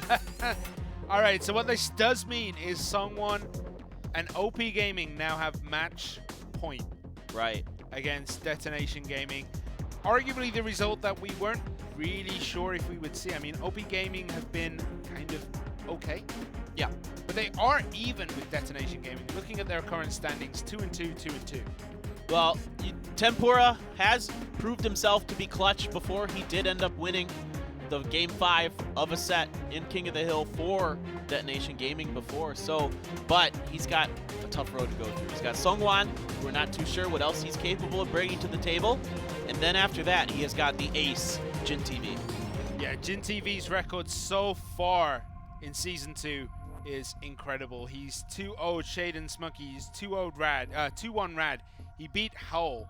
And everyone says that Jin TV is an absolute machine in this game. He practices hours and hours a day, even at a man at the age of 25. You know, that's old in esports years. Well, that's the cool thing about games like Clash Royale. You know, you can come out here, play it at any age, and still have a good time. But This is game number 4. It's all on the line. Tempura needs to win this, or OP Gaming will win this match. It is time for Seongwon versus Tempura.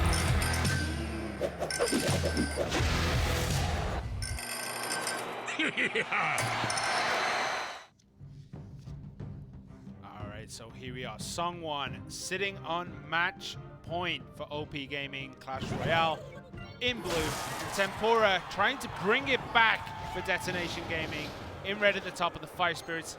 Do connect with the tower, dealing quite a lot of damage for 2 elixir. Right. That's a lot of damage. It's around 350 damage. So it's quite a bit that comes through. And again, this Ice Spirit as well, if it's allowed to get through, does another 100 damage. So that's almost 500 damage to that left-hand tower. 500 damage done with 3 elixir. Yeah. Uncontested. That's pretty powerful. It is. And the poison coming down now on the Night Witch. This is the problem when you ban Fireball. Night Witch, if you need to try and use it, it's not going to work. Poison will nearly always be in a deck. I don't think we've seen a single game in these King of the Hill games. Right. And this hasn't been there. Yeah, this is a Golem deck here from Detonation Gaming, no doubt. Lava Loon from Seongwon, really liking these aerial decks. Yeah, the Mega Minion there connects onto the Lava Hound, which means that Balloon is just going to go. Perfect Tornado. Oh. Does it pull it back far enough? Will it get one? Just out of range, but still, look at the damage done, down to 1,664 damage. Yep. Onto that tower. That was so close to being a completely different story there. Yeah, definitely. That tornado just in time from Tempura. So looks like he's going to try to switch it up now. She's going to get poisoned in 3, 2, 1. Ooh. Oh, Not what? yet. He might not have it. There you go. There you go. All right. Waiting just to get his full mana. If I'd have counted from 5, I'd have had it. I'd have counted it. Yeah. But here we go. The Inferno Dragon taking out that Golem. Does pop it up. But we do see the 2 Golemites do split up. That's usually bad news bears. The Baby Dragon is going to connect. Those Fire Spirits go straight for the Flying Machine. Ooh, only one of the Fire Spirits opted to jump at the Flying Machine there. 2 of them tried. 2 of them tried, but then they jumped onto the tower instead. 1 of them succeeded. Yeah. But no, the other one got killed by the Flying Machine. Hey, 2 out of 3. 2. Thank you. All right. I am so glad you picked up on that. So we see another wind-up here of the Golem and the Night Witch. Where is the poison? There it is. That nullifies the Night Witch, but there is still so much potential damage here. We have the Baby Dragon, the Night Witch, the Golem, dealing so much damage. That tower just disintegrates. But at the same time, Seongwon has so much damage onto that tower. The Fire Spirits come in, only taking out 2 of the Lava Pups. Tempura pulled the balloon onto his King Tower to activate it. There might not be enough time here for Seongwon, and yes, Tempura with an incredible tornado there at the end to pull the balloon off of his Princess Tower onto his King Tower, willing to sacrifice almost 2/3 of his King Tower's health to get him that win. That's what you need to do. When you're ahead, defend, defend, defend. And that's what he did perfectly there. One more bomb, one more, I want to say poison? No, wouldn't have taken it down. It was no, not quite. It was, yeah, not quite. So, one more rocket. If he had rocket, that would have finished it, but he didn't carry it. Right. Which means that we are down to Jin TV versus Tempura. Tempura pulling it back, bringing us back to match point for both teams. This is going to be an incredible game. Tempura has shown time and time again that he is really, really solid at 1v1. Yeah, this is a real treat. We're really seeing both teams' best 1v1 players here for the ace match. It all comes down to this. Whoever wins this entire match today. This is really important stuff for both teams, especially... No, and it's not either team. It's really important for both teams. OP Gaming 2-2 right now. They need to get this win to try to keep up with Sandbox and Kingzone, who are looking a little stronger right now. And of course, over in Japan, everything is so tight. Yeah, Detonation Gaming winning this. Oh, sorry. Yeah, Detonation Gaming winning this will put them 3-2, and they will be tied with Ponos Sports. That is a position you need to be in going into week 5 when they'll show up again against SEA. Yeah, definitely. Ponos has the edge in the sets and games that they've won compared to DetonatioN Gaming, and that'll pretty much stay about the same because DetonatioN Gaming is going about even again in that category. So, but you're right, it still gets you within the ability to overtake them, you know, in the next coming weeks, the next time you get to play. So, really, really interesting stuff here, but oh man, Tempura's got to go against this guy. Jin TV, so good. Hasn't lost yet this season. He's also an incredible Golem player. We saw in the CCGS last year, his Golem play carried him very, very far. Even if you know he's going to play Golem, he still plays Golem, and he still, even if you have every answer, he still found ways to take games off of people. Yep. Oh, what's that? You got Inferno Dragon, Inferno Tower? Doesn't matter. Here's something. I can't even remember what he was throwing at it. He just did the job you love to hate. But we are about to get into the final game between OP Gaming and DetonatioN Gaming. So let's get into it.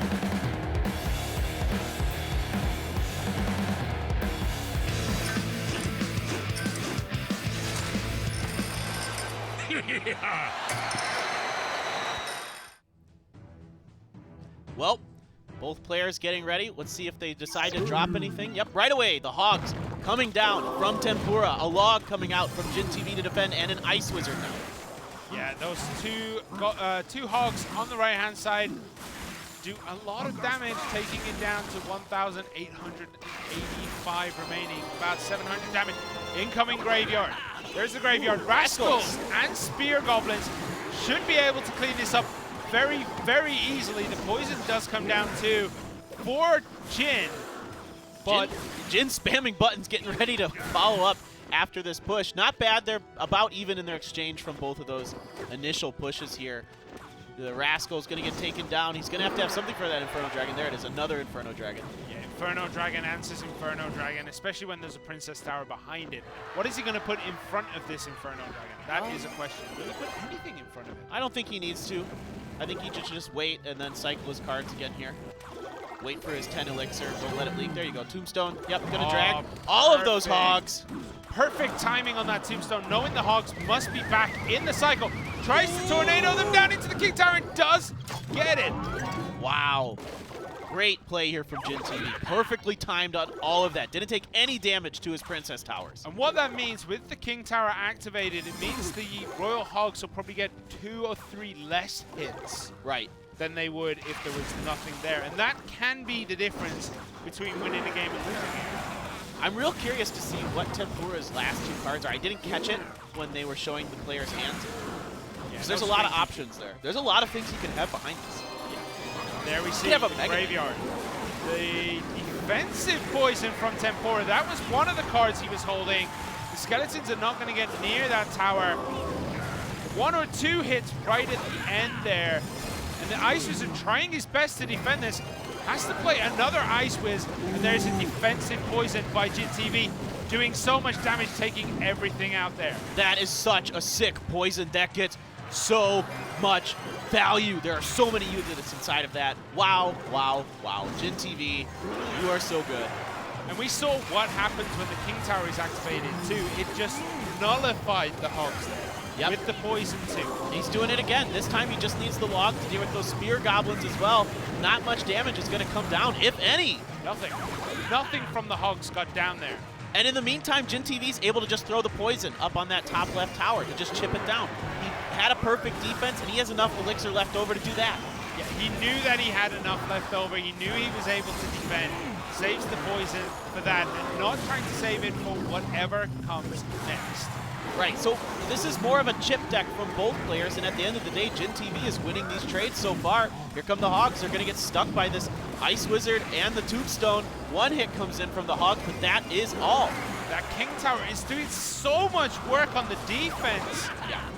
Such a good Tornado pulling in the Hogs, and we haven't really seen Tornado since that point. He hasn't needed to. He doesn't need it. He hasn't really needed it. He could use it again, but you know why? He got the one thing he needed out of it, all that extra damage from the King Tower. He uses it there to make sure the Inferno Dragon stays away from his own Inferno Dragon just long enough that it can deal some damage to that Rascal Boy. But re-up on the Rascals here from Tempura. Will he'd be able to finish this. This is a little dangerous here. That Inferno Dragon pretty much full health and is locked onto his Inferno Dragon. Okay, now we're okay. There's the Graveyard again. Poison defensively from Tempura, meaning not a lot of damage is going to seep through. Just get quite a few good skeletons there. Few good spawns make all the difference there. 776 on that top tower. Okay, great log there by Tempura to take out those skeletons. Oh my gosh, quite a bit of damage coming here from Tempura. And suddenly that Inferno Dragon was looking very dangerous. The Ice Golem needed to be played there to try and slow everything down. Another Inferno Dragon comes out from GTV. Tornado pulling everything back, waiting for that Tombstone to be played. Tombstone is down. All the towers going ham. There's the log. Not necessary this time.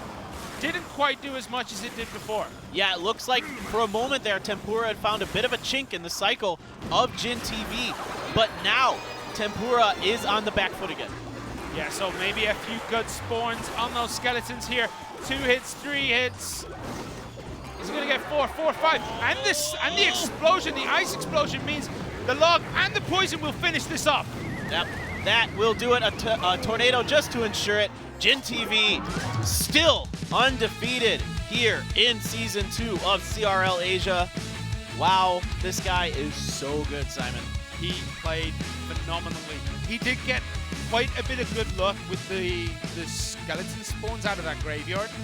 Like, he got some that were literally spot on, hit the tower, died to the poison. Right. That does take a little bit of luck.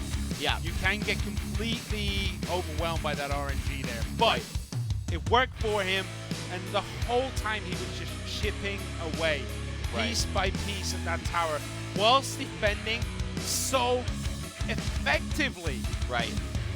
Those elixir trades for defending the Royal Hogs, the Inferno Dragon, and everything else that was coming out from Tempura, he got so much advantage. Yeah, I'm right there with you. This is a lot to go through here. We have the entire King of the Hill. We went to all 5 games. The first one, Dabong TV versus Pirameki. This one going to Dabong TV. The Mega Knight coming in there, jumping on there, doing a lot of damage. Finishes us off with the poison. Again, the Mega Knight really strong as well against the 3 Musketeers. Dabong had all the answers against the 3 Musketeers. And this game, Dabong versus Lewis. Lewis actually took this one, right? Yeah, Lewis took this one. Lewis won. They kept trading games. It went OP Gaming, Detonation, OP Gaming, Detonation, OP Gaming. It really felt like Dabong kind of let his showmanship take over a little bit. He kind of stopped going to that top right tower. Right. And that's what cost him the game. He just didn't have a finisher on that tower. Yeah, and really, now I understand after going through all these matches and kind of looking at what OP Gaming was playing, why they banned the Minion Horde. They did so many aerial decks, so many Lava Hound decks and that kind of thing. And of course, Minion Horde really strong. Yeah, and we saw here the Infernal Dragons doing so much work, and the Golem for Tempura against someone was an incredible play here. Look at this. Even with the poison on the Knight, which still manages to reach critical mass, pulled that balloon into his crown tower, which bought him enough time to finish this game. Yeah, what an incredible play by Tempura. Tempura played his heart out here. Yeah, he played fantastic. It was very close between him and Jin TV. But Jin TV here, these trades with this Tombstone and the Ice Whiz and this Tornado here to activate his King Tower, that's that moment where if you're playing against that, you're just like, oh boy.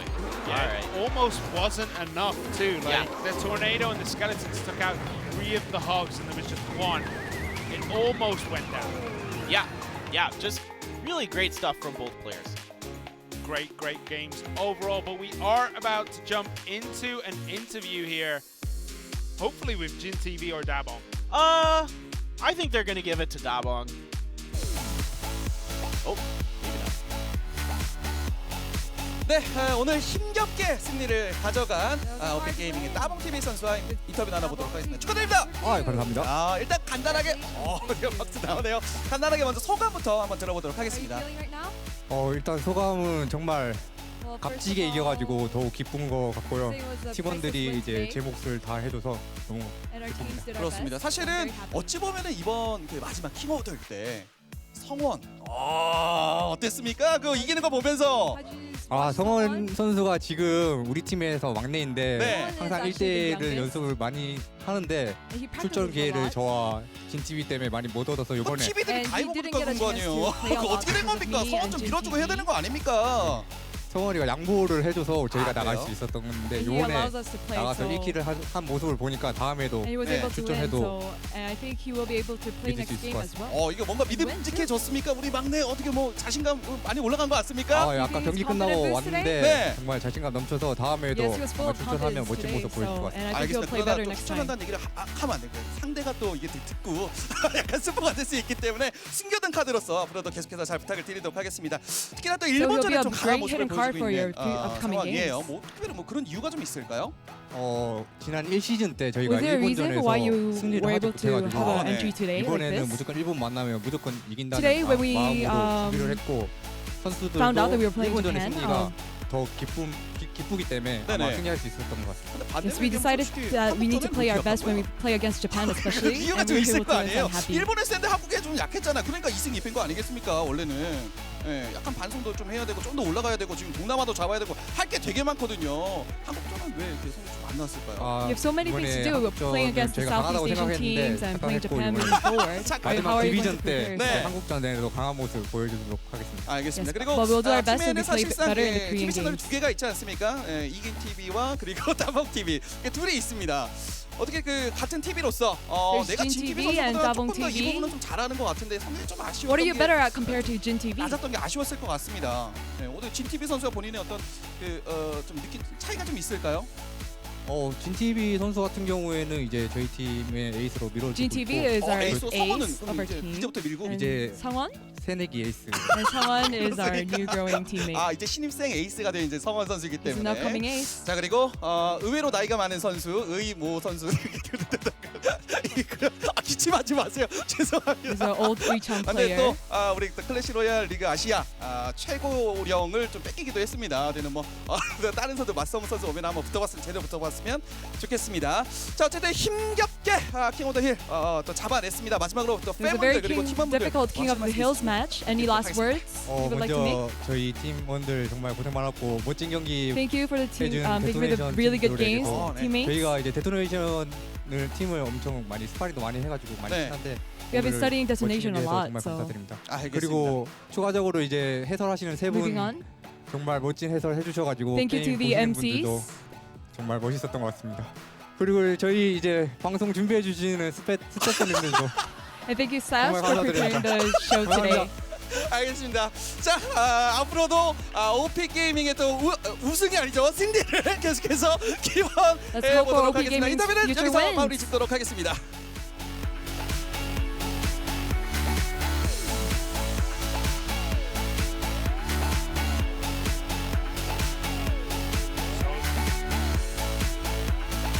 I think we're about to go to a break. Yep, we're about to go into a break as we come back with Sandbox versus GameWith.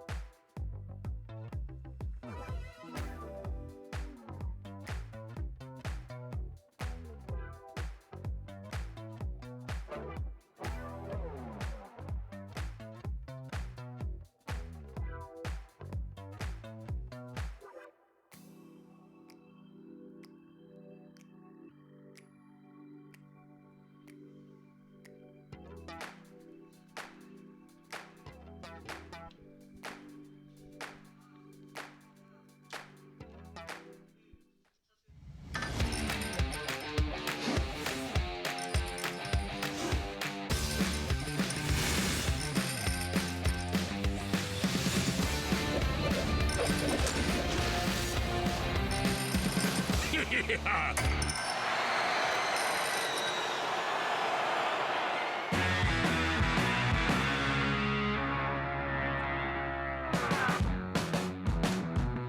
we are back for match 2, the final match of this Sunday evening between Sandbox and GameWith. This should be explosive. Sandbox have been on an absolute tear lately, and then we have GameWith, second place last season, looking for more success.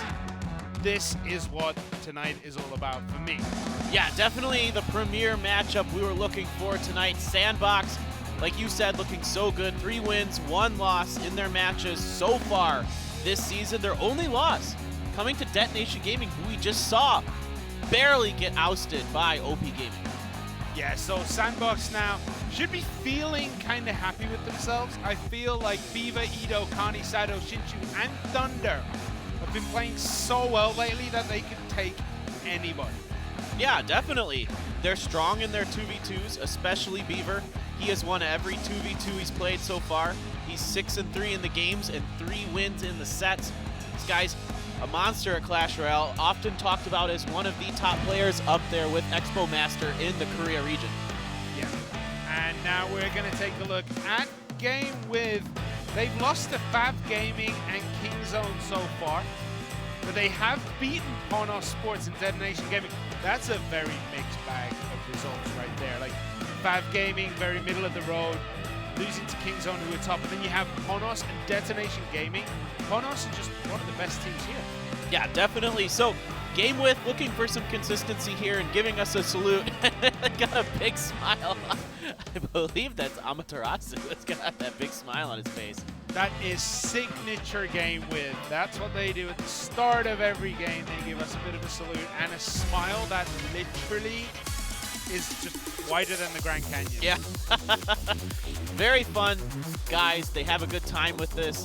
You know, Yui Hiro, Shun, KK, and Amaterasu here. Very, very good. So here's our matchup for today. Ooh, okay. Connie and Thunder.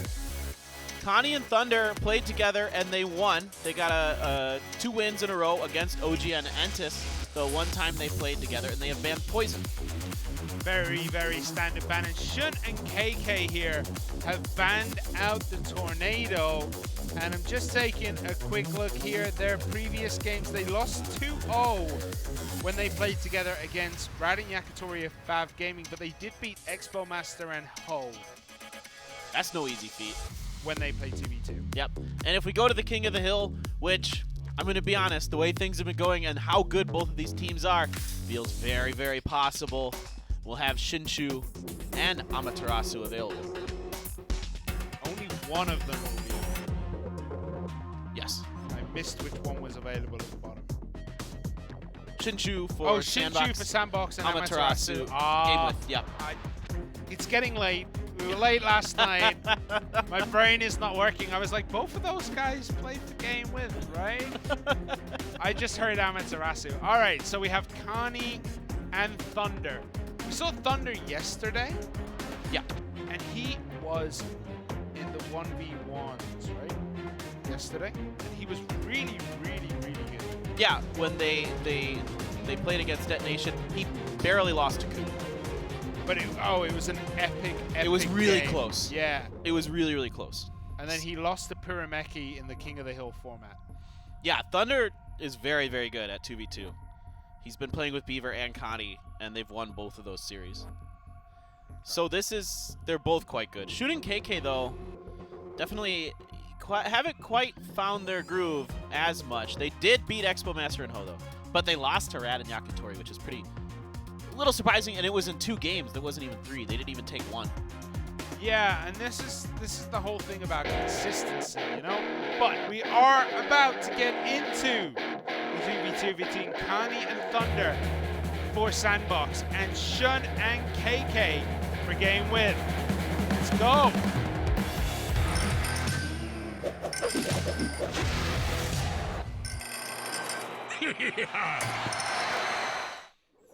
All right, we're getting action already. The barrel's already in with an Ice Spirit behind it. Not a ton doing there. A great zap by Sandbox to defend. Their own Lava Hound coming down. Looks like More of a Spellbait Cycle deck up there for shooting KK. Connie and Thunder liking that Lava Hound. Yeah, this looks as though it was the deck that we saw a lot last season by the Japanese teams, where it was very, very bait heavy, lots of goblins, lots of everything, but that Lava Hound is connected. The Inferno Dragon did go down. So how much damage is this Lava Hound going to be able to get done to the tower with the Dark Goblin there too? Ooh, nice fireball to take it out, but the Snowball slowing down all those pups makes them really ineffective. Yeah, a pretty good push there overall for Sandbox, coming out a little bit ahead in that exchange, about 400 damage, where they were just a little bit behind in Elixir, but not a significant amount. Good Snowball. Oh, perfect Good. Snowball. Woo. Making sure those goblins got nowhere near the tower. With the skeletons that were spawning from the tombstone, Yeah. they went straight for that tombstone. Amazing, amazing. Oh, so much value on that skeleton. Here's the princess shooting aimlessly at these skeletons who wouldn't make it to the tower anyway, but you know what? She's got a job to do and she's good at it. This is why it's so important to keep the princess alive when you're playing a bait deck like this, because she just gets so much done from the sides. Look how much damage she has actually done here. Yeah, and she was so instrumental in that, in preventing much damage at all coming through in that push from Sandbox. Her first push did about 400, 500 damage. This one, barely any. So we have the Rascals played down in the center. That means the Rascal Girl's going to split up. Princess in the back helps to take down that Inferno Dragon. Barrel comes in, Goblin Gang at the front. Baby Dragon on the defense here for Sandbox.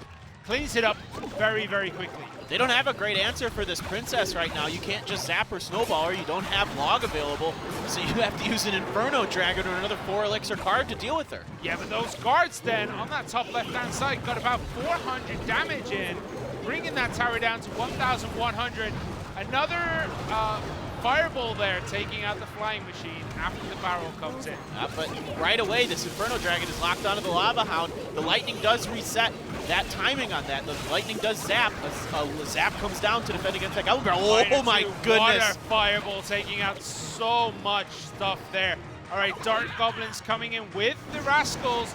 That's very bad when you don't have a lot. That's a lot of stuff. Well, they're completely out of elixir. They're trying to defend this. A snowball, offensive snowball comes in from shooting KK to try to get a little extra damage. Nothing doing. Miner instantly answered with that Goblin Gang, making sure that they get no damage done. The flying machine taking out the Dark Goblin. The princess on the right-hand side is just slowly ticking away that tower. If she's not answered soon, she might actually take it. Sandbox trying to buy some time, and they will get it with the lightning and fireball and Miner. Just too much there at the end. They've just kept doing a lot of damage. And the Lava Hound made the Goblins, like, just didn't look that good. We saw last season that bait deck was on an absolute tear through 2v2. This time, it's just not that good. And it's like this whole change and this whole shift in metas, GameWith always seemed to be one step behind the current meta. Yeah, I think a big part of the shift is actually the addition of Snowball. I mean, that card offers you another out into the Spellbait deck, right? It offers you in a little bit of a different kind of out, because not only can it knock those goblins off of your tower from the Goblin Barrel, but you can also knock the Inferno Dragon back and reset its beam. And for 2 elixir. 2 elixir.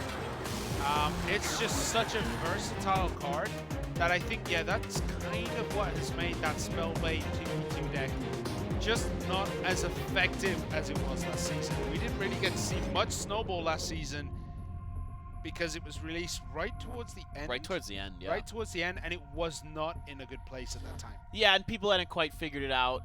And it was before the knockback. Oh, that's true. Oh, yeah, that could be. I can't remember exactly when that came in. No. It was too long ago, Simon. It felt like a year ago. It's only like 2 months. It's like, oh. I can't remember what I had for breakfast this morning, Simon. 2 months without Clash Royale feels like a lifetime. Yeah.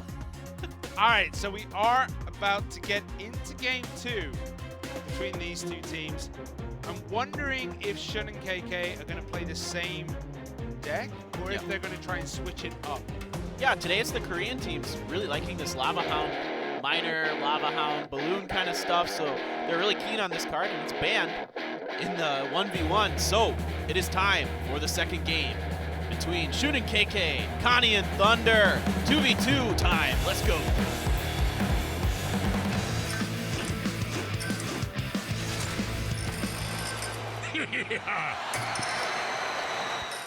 The times they are changing, but the one thing that doesn't change is GameWith again going with this fate deck. Fascinating. And changing it up. We see the giant skeleton in there. Freeze too. Is this gonna be clone shenanigans? Whoa. You might be onto something there. There's the witch. There's a witch. There's a night witch. We haven't seen it yet.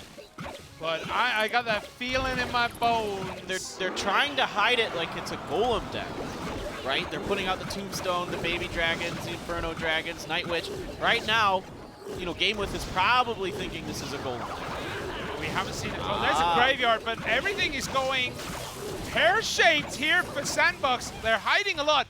The Dark Goblin getting that tower down to 1,408. Another barrel, and the snowball comes in. That takes out half the bats instantly. Perfect snowball there. Yeah, really nicely done. And they, in fact, do have a golem. So it wasn't trying to hide anything. It is, in fact, a golem and a graveyard deck. So they're waiting here to try to get to that 2 elixir time to really start making some strong pushes. And we see the Night Witch come down to try and answer that Dark Goblin. Looked like Thunder tried to play it a little bit earlier, and there was a little bit of a delay there. But it doesn't matter. We're going to be trying to defend this Goblin gang here. The Lumberjack takes out the Goblin Barrel. Yeah, a little feels bad, man. We got to drop a Lumberjack to deal with a Goblin Barrel.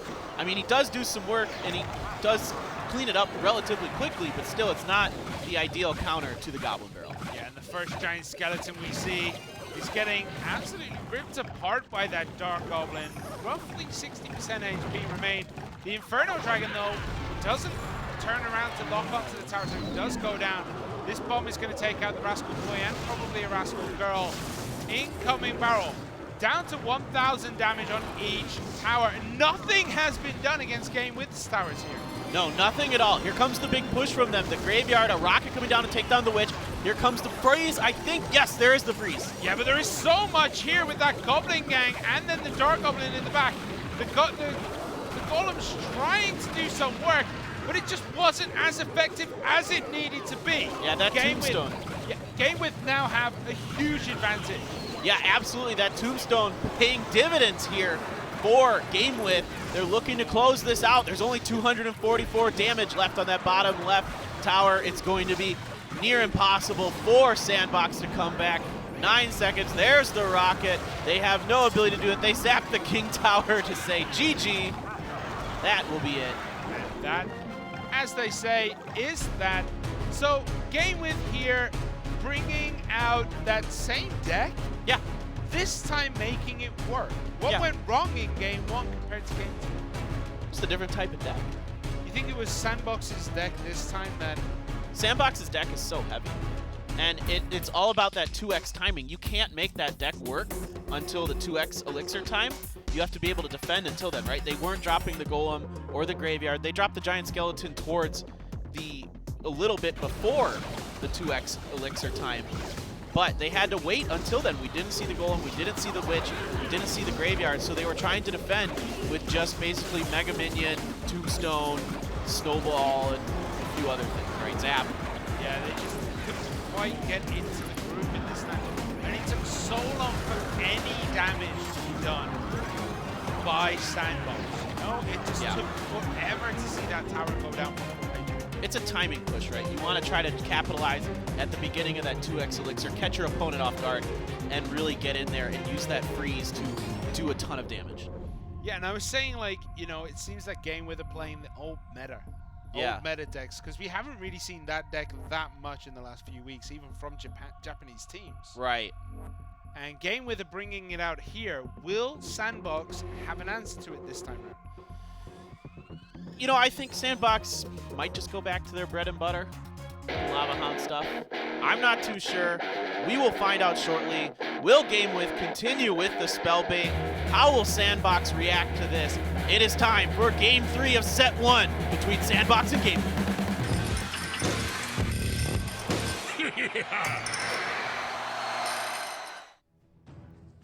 All right, so here we go. It is all quiet on the front, and I see a clone for GameWith. They have not bought the same deck, and that is a clone potion in Shun's hand right now. And Sandbox looks like they're going to try, using GameWith's strategy against them. Well, everyone kind of had it down last season. Like, everyone was using this deck, so Canny and Thunder should be okay with it. There's a barrel coming in, but that is a Night Witch and a Golem walking down, and there is a clone which can do a lot of work. The Inferno Dragon, the Inferno Tower, sorry, there, placed in the center. There's the clone. This is where it all gets kind of crazy. So many summoned units coming out. The Golems get popped, but that big Golem, the real Golem, is alive. There are so many bats here. Oh, this is so dangerous. So many bats. The Golemite's a nice fireball, but so much damage still being done. Almost taking down that bottom right Princess Tower.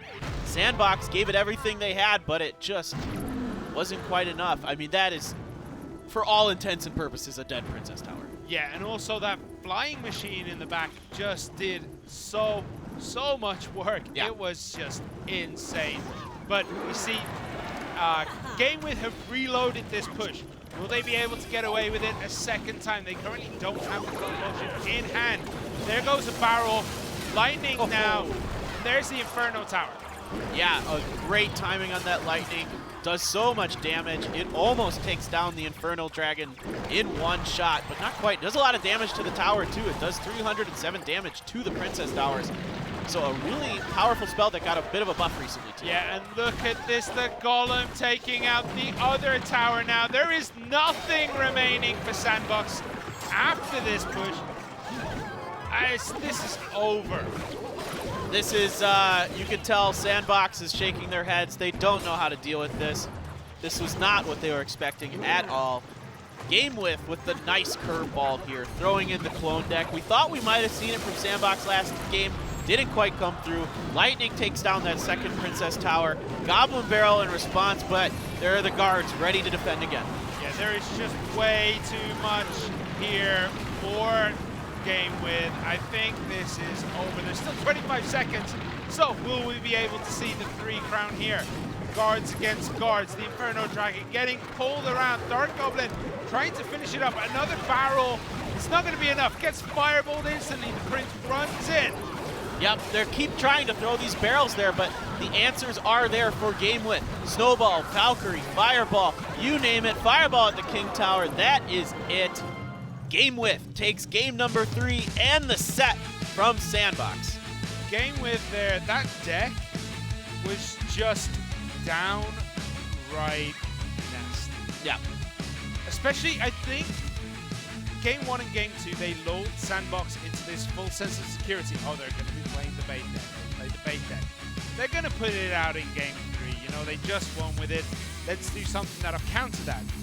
And instead, they bring this clone Golem Night Witch deck. And I mean, that's a lot of stuff. Yeah.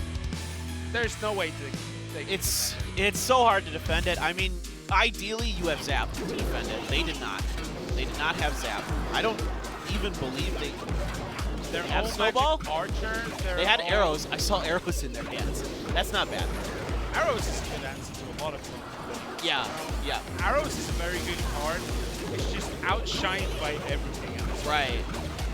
Right, you're pretty much better off taking other things. But this was game 1, where Sandbox did get the win. Just kind of running that Lava Hound Miner strategy. Yeah, they never really went back to the Miner. And the Miner did so much work in game 1. Yeah. A little surprising they didn't kind of try to, go back to what would have worked. Maybe that would have fared better in game 3. They tried to do this Golem Freeze Graveyard thing. It's really difficult to deal with this spellbait because they just couldn't quite keep up their defense in the beginning of the game. They suffered a lot of damage before we went to double elixir. Yeah, and at the beginning of the game, they tried to fireball the Dark Goblin and the Princess, and only caught the Princess. Yeah.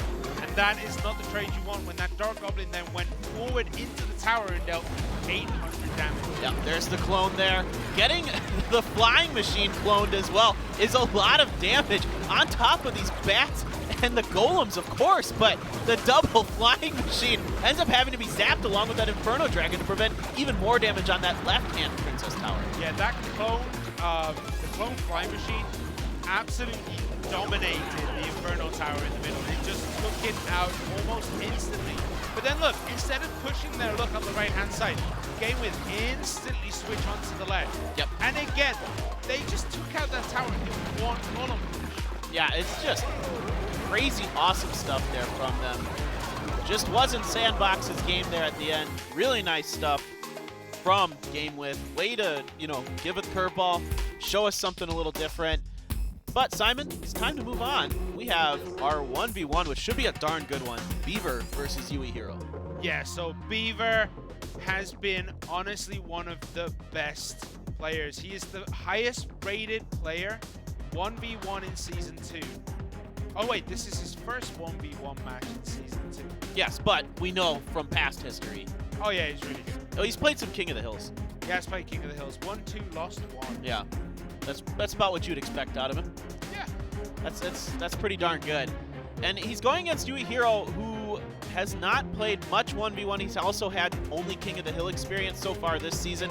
Typically, we see Yui Hero in the 2v2 role, which he's had quite a bit of success. 1-1 in King of the Hill. He had a tie, and then he won against Royale Portang. We can see here revenge on Beaver for his 1v1 defeat in Season 1. So Beaver has beaten Yui Hero before. Yeah. Will Beaver be able to beat him again, or will Yui Hiro... Yeah, I can't say that name right now. Will Yui Hiro be able to come back? Yeah, I think he's got a shot. I mean, Beaver is so good, but sometimes when you go against a player who we haven't seen much from in recent times in 1v1, you can get surprised, a little shocked. Lava Hound banned, Tornado is banned. It is time for Beaver versus Yui Hero, Sandbox versus GameWith. Game 1 of the 1v1. Time to start, boys. Let's do it.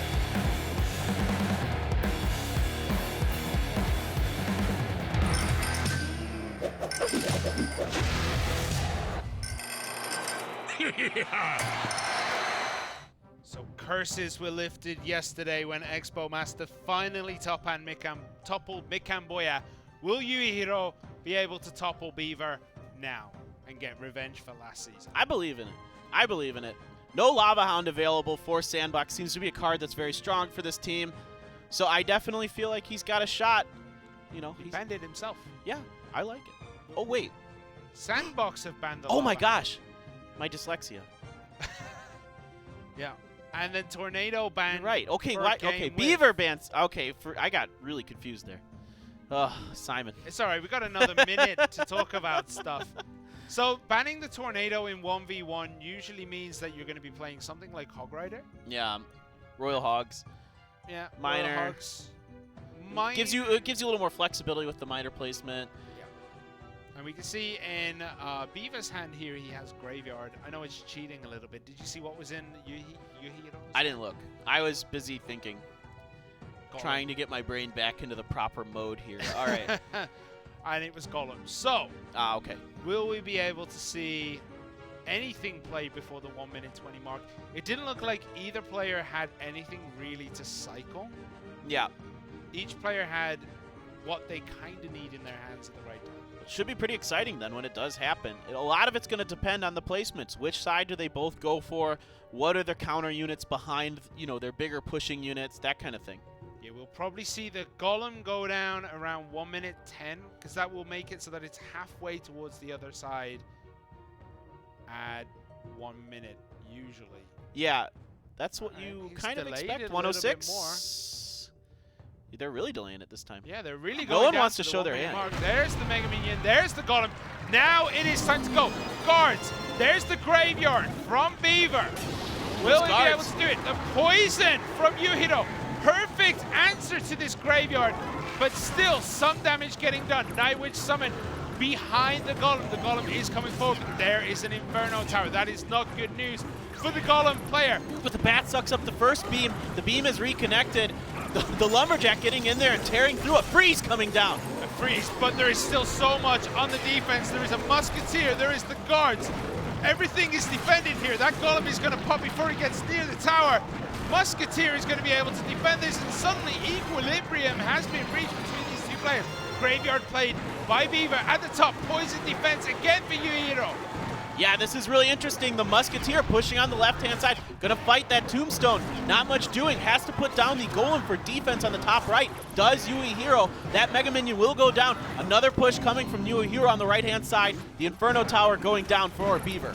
Yeah, this time, oh, perfect placement of the Ice Golem again. Making sure that Lumberjack doesn't get near the Inferno Tower, but the freeze freezes the Musketeer, but she is safe. Perfect placement of the guards, making sure that the Musketeer is guarded there. Yep, this freeze just isn't quite getting enough done. This Ice Golem is slowing down this push from Yuhiro so much. Graveyard coming down, and another defensive poison having to be used here by Yuhiro. Yeah, 1 or 2 hits there from the Skeletons, but that is what is making the difference right now. Only that tower has really taken any kind of damage, down to 1,673. But Yuhiro reloads the Golem as another Graveyard comes in. There is the Tombstone there as well. Will we see anything else come down here? Oh, a lot of the Skeletons are getting onto the tower, though. A fair amount of damage being done by that Graveyard. Not a ton. The Tombstone is pretty good defense there. Now he's got a pretty good push again, but he's got to find a way to get rid of this Inferno Tower, and the freeze isn't quite doing it. Yeah, Beaver actually waited until that poison was out of cycle. He knew that the Golem went down. There was no elixir left. He couldn't use a defensive poison there. And that's what opened that window to get another 300 damage in. And at this point, 300 damage in one push is a ton of damage. Yeah, the Musketeer is getting a ton of value here. Not really dying to too much. The Fire Spirits don't quite take it out. A log comes down just to chip a little bit of extra damage for Beaver. He can cycle it, so it's no big deal. And his placement has been very good. It hasn't been getting frozen as much. Yeah, getting 300 damage in per push so far for Beaver has been absolutely invaluable. Will he be able to do it again in his next push, which will almost finish this game off? Okay, this time 1 minute left. Yeah, the Musketeer's down, Ice Golem coming down. Freeze not catching anything except the tower. Will it be enough this time? A poison coming through to try to get a little extra damage in here from Yuhiro. Yeah, so Beaver now has 60 seconds left to try and get 820 damage done. But will Yuhiro finally break through? The bats are connected to the tower. The Night Witch is there. The Ice Golem does manage to distract it. Just in time for the freeze of the Lumberjack. Is that going to be enough? Oh my goodness, the Lumberjack going to town. 369 left. Yuhiro with the great switch up there. And that suddenly brings everything down. Beaver is on the back foot, has to use his Graveyard here. Defensive poison by Yuhiro. That means it's not going to be able to be used offensively. I don't think he can cycle quick enough to be able to use it in the next 20 seconds. Yuhiro has realized that he just can't make the Golem work. He's just going to try to use all the other cards to get this done. It might be enough to get it done, but it is so close right now, Simon. There's another Graveyard. The Night Witch is there to defend. The bats are going to be able to do it. There is a defensive poison. Will we get down to a tie? There is an offensive poison as well. It just about goes down. 2 seconds left. Beaver managed to take that right at the last second. Yuhiro almost found the perfect opening. Ooh. But Beaver closed it up just before he started to bleed out. That was one of the most exciting games of Clash Royale I have ever seen. Hands down, just really super fascinating stuff. It just looked like Beaver was just going to kind of chip it down and get it done. And then Yuhiro all of a sudden is like, Golem? I don't need no stinking Golem. He just went for it. There was a ever so slight window, and Yuhiro just exploited the absolute hell out of it and took that tower from max HP to next to nothing instantly. Yeah, this Inferno Tower just proved to be too much for Yuhiro to really deal with. This Golem just was doing nothing. Even with the freeze, it isn't able to do damage fast enough to the Inferno Tower to take it down. So wasn't quite that effective. The Musketeer as well just gets so much damage in it. And that high DPS on that unit. Bats here as well. Got so much work done onto that tower, and it was just a slow chip. And then there was kind of this window here where that Lumberjack, the freeze, everything just kind of aligned. All the stars for Yuhiro aligned in that push, but it wasn't to be. as the Poison and the Graveyard finished it up at the top. Had that Mega Minion on that push from Yui Hero not gone for the Musketeer, that is Yui Hero's game. Yeah, it was. That was a game of fractions. Yeah. That was a game of millimeters between the two. Really, really fun stuff there. It felt like it was going to be just kind of a, all right, we're just going to see Beaver just slowly push it down. This Golem's not getting much done. Then Yui Hero, props to him, because that is a very smart move on his part to be like, oh wait, I don't need a Golem. I can do this without it. Yeah. Golem just exposed him way too much, and it takes a special kind of player to realize that when you're in overtime, double elixir, there's about 2 minutes left, and your whole strategy basically surrounded that one card. It takes a special player to abandon it. Yeah, exactly. Sometimes you feel like you've built a deck that's focused around one card, and you have to keep using it. Sometimes you don't. You have to just be like, oh, this card isn't working in this deck right now. Drop it, use my other cards. It's okay, I can cycle fast enough. Great foresight by Yuhiro, but we have to give props to Beaver, who eventually just through the war of attrition managed to get that tower down. It was not easy.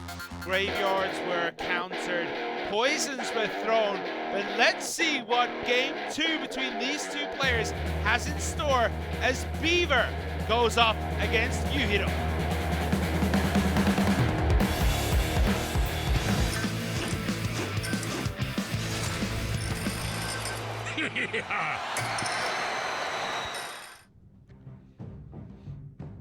Well, will they wait this time, or are we going to get a bit of a quicker start to game number 2 here? After that first, okay, wow, yep, you were right. We were going to see some Hog Rider Minion Horde here to counter, so only one swipe going to come in from the Hog Rider here. I was expecting the Hog Rider to come out from Yuhiro as he was the one who banned the Tornado, but Beaver brings it here. The Princess does manage to take it out, and we see an Elixir pump. Lightning instantly takes that bad boy out. Yep, so that's going to make it hard to use the pump now for Yui Hero.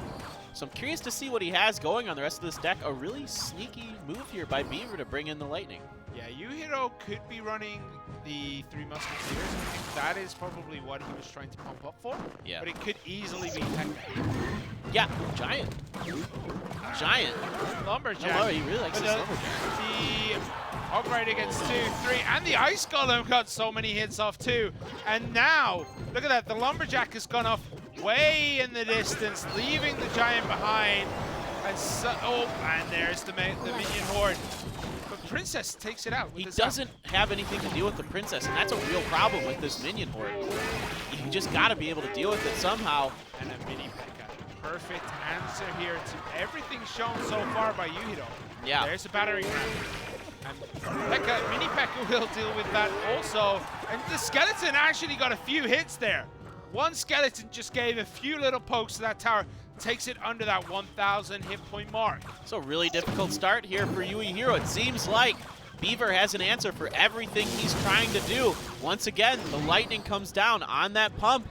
Might just be trying to cycle the card at this point, but we haven't seen Yui Hero's last 2 cards. We're in 2x. I have a feeling we'll at least see one of them.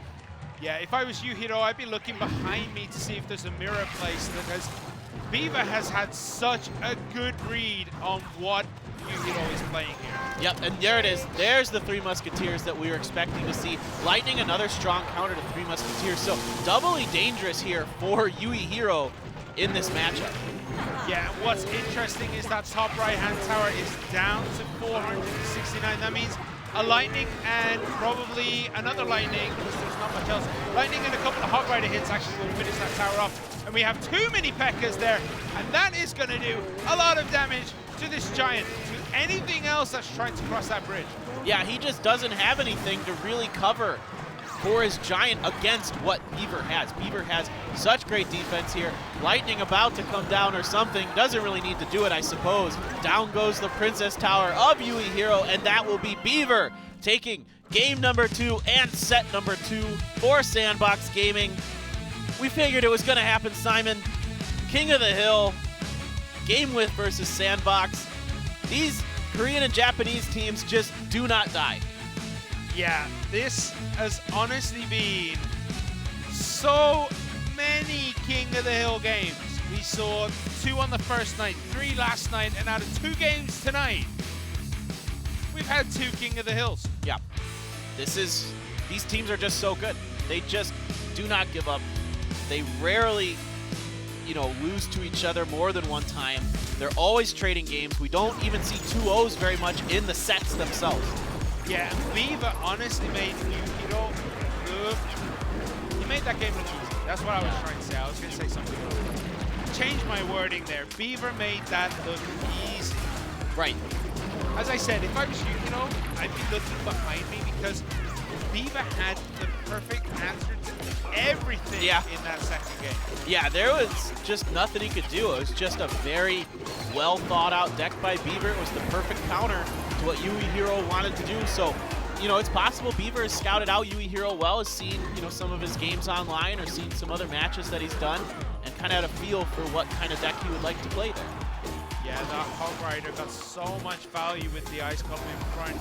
And it also kind of moved around the Lumberjack. It made the Lumberjack go in front of the Giant. Yeah. And that is not the best placement. You want to kind of push the Giant forward so he can get the top. Yeah, exactly. He'd often get locked onto that Ice Golem, like you said, and just there wasn't much going on. And then the Mini P.E.K.K.A. is so good. If you know you're going against Beatdown, Mini P.E.K.K.A. is definitely a great answer to it. It's cheaper than a normal P.E.K.K.A., but it does almost the same damage. Right. Yeah. It's such a versatile card as well, and it's easy to cycle through. Yeah. Yeah, which definitely is very important. Kind of an underrated card, I think, overall in Clash Royale. I mean, there are some people I know that really, really like it and are big proponents of it, but you don't see it very much. There's a lot of people who think that there are better cards to put in that slot. Sure. And I can kind of see that. It's a great card, but there has to be a very specific meta for it to absolutely shine. Like, if Beatdown tomorrow became 100% of games, we would see a lot more Mini P.E.K.K.A. That's true. That's true. I mean, yeah, and you can make arguments that, Lumberjack is maybe a better option there or things like that because you get that Rage at least that drops out of the Lumberjack. They're doing about not quite the same DPS, but similar, and Lumberjack's a little bit more versatile in certain situations against, like, smaller units like Goblins and that kind of thing. Cheaper, too, right? Yeah. No, same price. Same price? Okay. Yeah, same elixir. All right. So, we are about to get into the King of the Hill mode between Sandbox and GameWith. Who do you think we're going to see, and what do you think we're going to see banned before it comes up on the screen? I wouldn't be surprised if we saw Lava Hound banned again, but maybe not. I mean, I felt like for some reason in my bones, GameWith was the one that had banned Lava Hound because it had worked for Sandbox in previous matchups, but it was actually Beaver who banned it. Do you think we're going to see Tornado again? Maybe just GameWith doesn't like Tornado. That's definitely possible. Do you think we're going to see Beaver start? We're going to get the answer up on the screen. It's going to be Shin2, Thunder, then Beaver, and then Amaterasu, Shun, and Yuhiro. And you're right, the Hound banned by Sandbox, and P.E.K.K.A. banned by GameWith. Interesting. Changing up their strategy a little bit is GameWith. The Tornado ban not really doing, and to be honest, they weren't really playing decks that it mattered too much anyway. It's a bit of one of those kind of weird bans. I think Yuihiro didn't really play any of the cards that we would expect if he's banning Tornado. And in fact, what Beaver ended up doing was kind of turning it against him, being like, well, I'm going to use the Hog Rider then. Yeah, Shun being in that middle slot. Me and Joe last season, we were raiding Shun. Shun was one of our favorite players to watch in the Japanese region. Yeah. And he kind of slowed down towards the end. Managed to get it done eventually. But, I really do still rate this guy. I think putting him in that middle slot, I think if Shin2 gets past Amaterasu, I think Shun will take Shin2. And then, but what I say never goes right anyway. So let's stop talking about it. So we have the caster curse. Yeah, we have 3 minutes as these teams are going to start messing around with their decks. Shin2 here, King of the Hill, hasn't played so far, but look at that, 4-2 in 1v1. It's a success. Yeah, absolutely. 2-1, 2-1. We won't get to see his flying deck this time because Lava Hound is banned, the deck that he got a little famous for, that was promoted on the Clash Royale app on the esports tab. So probably a little bit of Miner. I can see that. Something like that. He seems to like Miner a lot. You know, he could do some kind of like cycle or control deck. I like that. Season2 is an incredible player too, and he has a very wide range. It's getting late. A wide range of decks that he can pull from, and he's also played some very bizarre decks too. Yeah, yeah. We occasionally see these players just throw us a deck we've never really seen before. I mean, even in that last game, the Three Musketeer deck that Yui Hiro brought was pretty interesting. I mean, it was so heavy. Minion Horde and minions. Giant in there as well. I mean, unfortunately for him, Beaver had all the right answers. I'm going to go out on a limb here, and I'm going to say that Amaterasu is going to play Golem deck. The P.E.K.K.A. ban kind of indicates that a little bit, that he's going to go for a beatdown style. Yeah. And we saw in the finals last season that GameWith really did try to make that work. They tried to make golems work time and time again, and they ended up losing 3-0 in the final. Yeah, they might like that. I mean, golem's still quite good. We've seen it do very well this season in 1v1s, just as well as a lot of other decks. I'm still waiting for somebody to try the giant double prince again, but we'll see. It is interesting how it hasn't come back. Like with the Prince buff, I was expecting to see double Prince everywhere. Yeah. And the Dark Prince didn't get changed that much. No, the Dark Prince is still the Dark Prince. I don't think there was any changes. So it's very weird that it hasn't come back, but I guess there has been a lot of answers come out for it. Yeah, that's true. I mean, it got really popular really fast because a bunch of the top players on the ladder were running it, right? And then we started seeing it in the competitive matches. So, I don't know. I think it'd be a nice little change up. It's still a weapon to have in your arsenal that's still quite strong. You know, there's still quite a bit that's possible. Balloon's very possible here. We see this a lot where someone will ban Lava Hound to make people think you're not going to go Balloon, and then you do like Balloon Miner or something like that. Very possible, actually. I can see Balloon Miner coming out from Sandbox because one of their key mantras is creativity. Right. You know? They try to bring decks that no one else has been playing. But let's see what Season2 has put today in this King of the Hill match against Amaterasu, who has yet to play today too.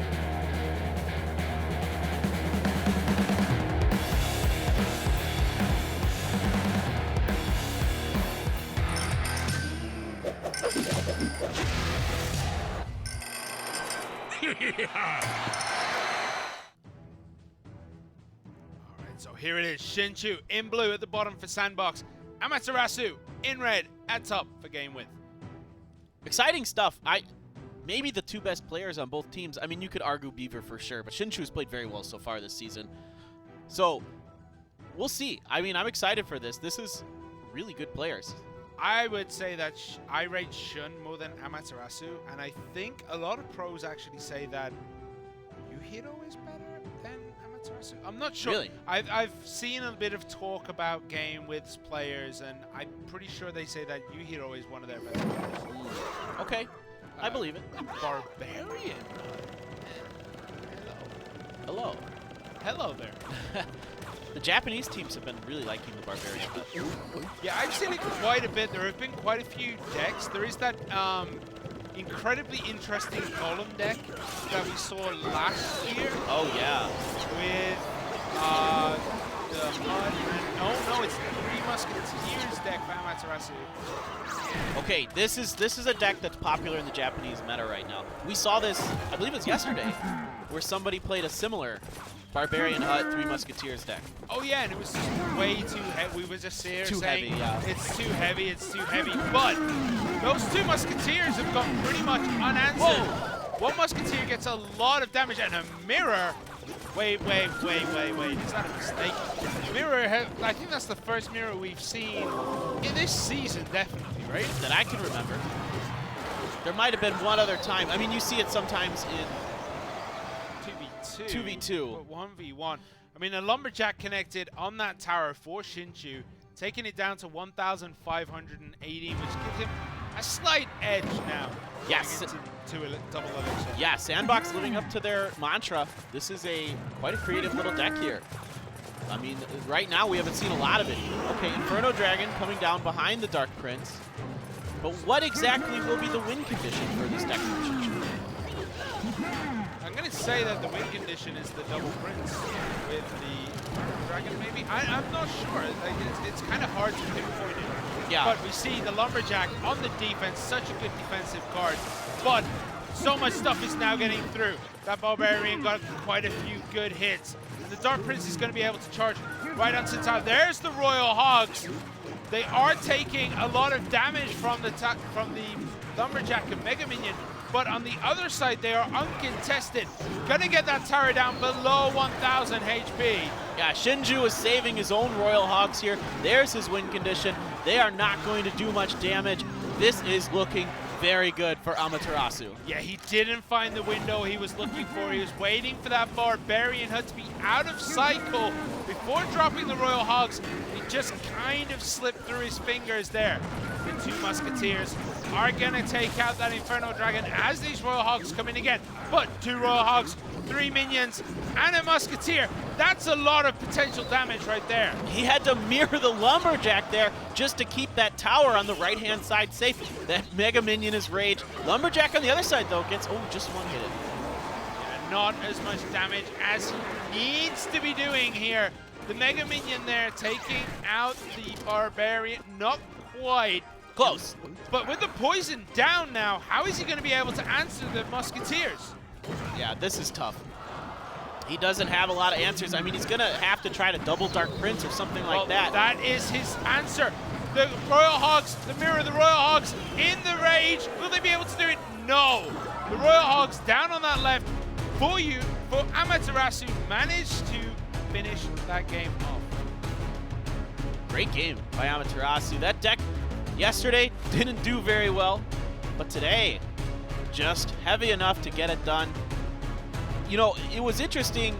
Shinju just wasn't able to try that mirrored Hogs. I think that's really what he was really going for with that deck, is to double those Hogs. Then all of a sudden you have 8 instead of 4 Hogs, and that's a lot. He did do it right at the end there. Yeah, we right, saw right, that right. it got through with the rage underneath. Yeah. And it just started to deal damage, but Amaterasu's Hogs got there first. They just dealt enough damage to be able to finish it before Amaterasu's tower. Right, yeah, I mean, he just wasn't able to quite get that, going. Yeah, get that double, Royal Hog thing going. You know, it's kind of cool to see, but Amaterasu just a very solid play there. That Barb Hut, Poison actually doesn't do so much to it. We kind of talked about it yesterday a little bit. It's all right. But it's not the best. Yeah, it's not the best. I think he'd have been better off saving the poison for the defense against the 3 Musketeers. You have to. Yeah. You have to. And then as soon as you see Barbarian Hut got poisoned, oh my, there's the window for my 3 Musketeers. And then the 3 Musketeers are just shooting down everything that you got, just doing so much damage. And then you're forced to do like that weird thing you had to do where you had to do like double Dark Prince, double Lumberjack. And even then the Dark Princes are kind of losing to the 2 Musketeers on the one side. Just too much. But what can Thunder do to beat Amaterasu here? His favorite card, the P.E.K.K.A., has been banned out. Yeah, you can tell he looks a little bit upset here. He's thinking, well, they took away my, my bread and butter. I'm gonna have to dig a little deep here, find another utility. Peanut butter. Yeah. That's what you replace butter with, right? I suppose. Well, I just eat dry margarine. Bread. I can't believe it's not butter. I think Thunder is a player that has a lot to show, but we just haven't seen it yet. We saw yesterday he played quite a few games, but I think most of them were that P.E.K.K.A. Yeah, he actually lost his 1v1s yesterday. He lost to Ku and Pyrameki. Yeah. So Thunder, generally more of a 2v2 kind of guy, forced into the 1v1 because we are in the King of the Hill. This is the second game of Sandbox versus GameWith. Amaterasu took game 1. He's looking to defeat Thunder and get 2 wins in a row. Let's see how he can do.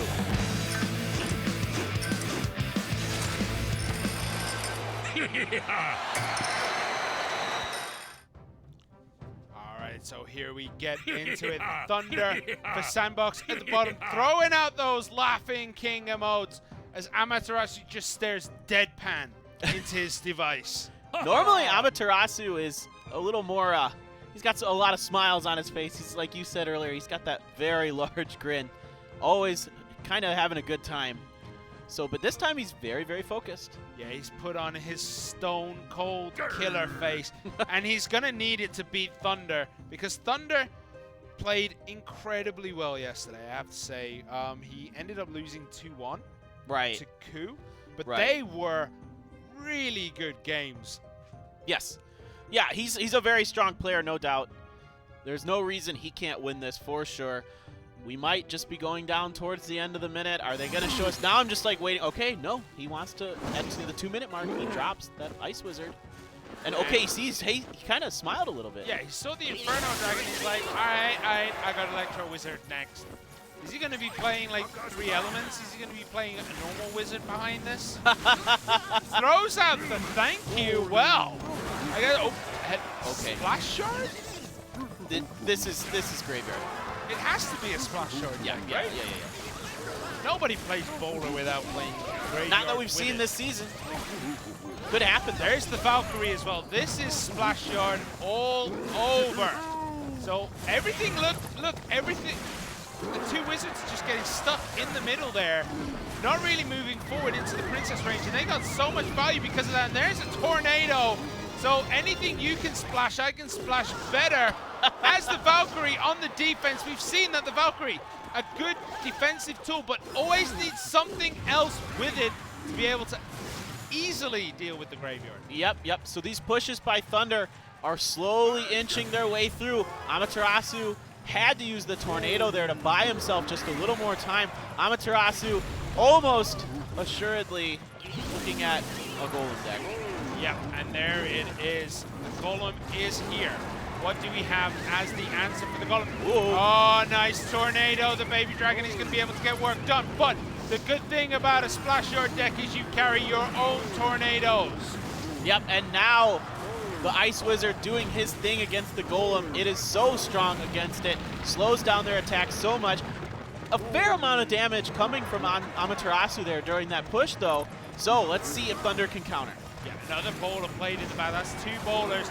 And the first bowler actually pushed the Ice Wizard down into the range of everything there. That's why he got smooshed almost instantly. The Inferno Dragon here trying to stop that golem from reaching the tower.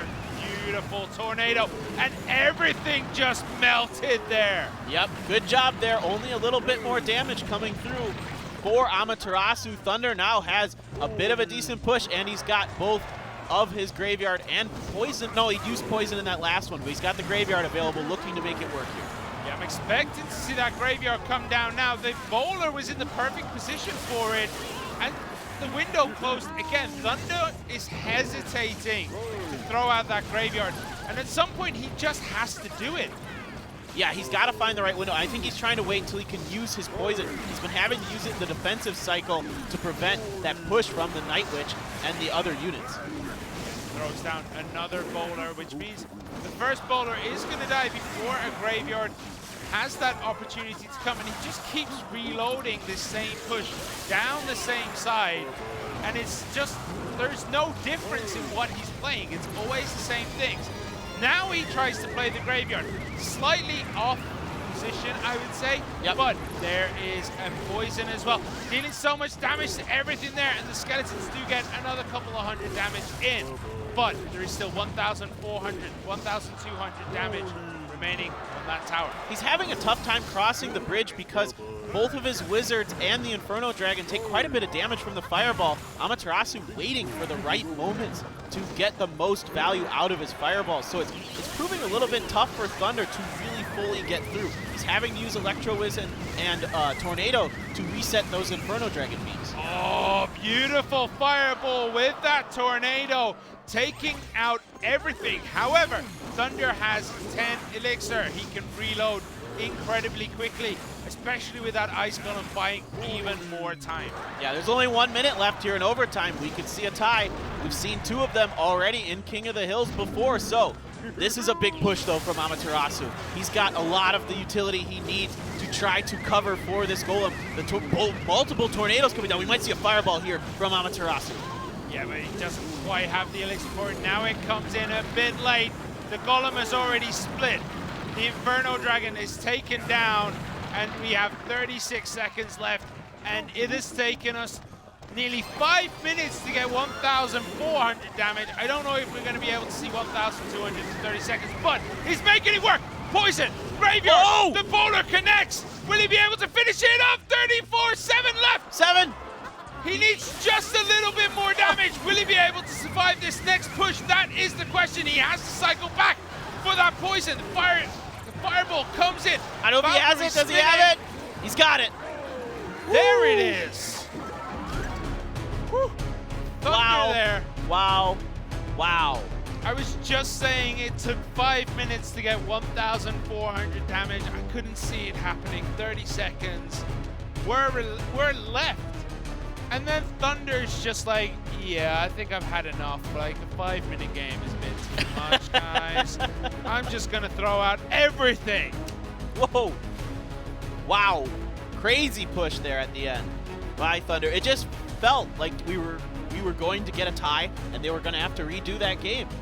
You know, because what happens in King of the Hill, if you haven't seen this before here in Clash Royale League Asia, if there is a tie in the King of the Hill match on your first game between two opponents, then you have to redo it. And then if it's another tie saying that none of the Princess Towers have been taken, or both have only lost 1, or both have lost 2, comes down to whoever's tower has the least amount of health between all the remaining towers. Princess Towers first, and then King Towers if both the Princess are gone. What if both King Towers are destroyed simultaneously and it ends in another tie? Then I just go home. Yeah, I just take off my headset. We'll be here for another hour, like waiting. You broke for me, it, like, Simon. I've broken the rule book. But yeah, I'm sure something can happen. Like if there was another tower left over, that would probably count as HP or something. Sure. I guess that would be the result. But what if it was only King Towers left? Yeah, I've seen it happen in my own games. Yeah, it can happen. It can happen, but at this level, we rarely see the 3 crown in 1v1. That's true. That's very true. It is not very common. Usually it's when somebody pulls out a deck that just completely comes out of left field and you're just not expecting it all, like those clone decks occasionally, things like that. Yeah, but we are going to see Thunder versus Shun. Shun is one of my favorite players from GameWith. He has showed so much potential, so much skill, but he always seems to fall at the last hurdle. Will he be able to take over Thunder, who showed in that first game that he is absolutely ready for this? Let's wait and see as we get into match number 3.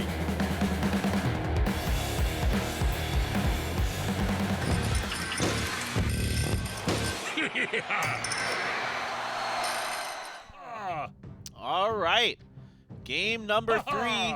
So far, it's a 1-1 in this King of the Hill between Sandbox and GameWith. Thunder versus Shun. You really like Shun. I think he's got a good chance here. Definitely does. He's one of the stronger players on GameWith when he is playing his best. But when he's not playing his best, he tends to not be anywhere near as good as the rest of the players. At his best, he is the best. Yeah. So he's got a high skill ceiling. You know, he's got the miner here coming in, getting a few hits.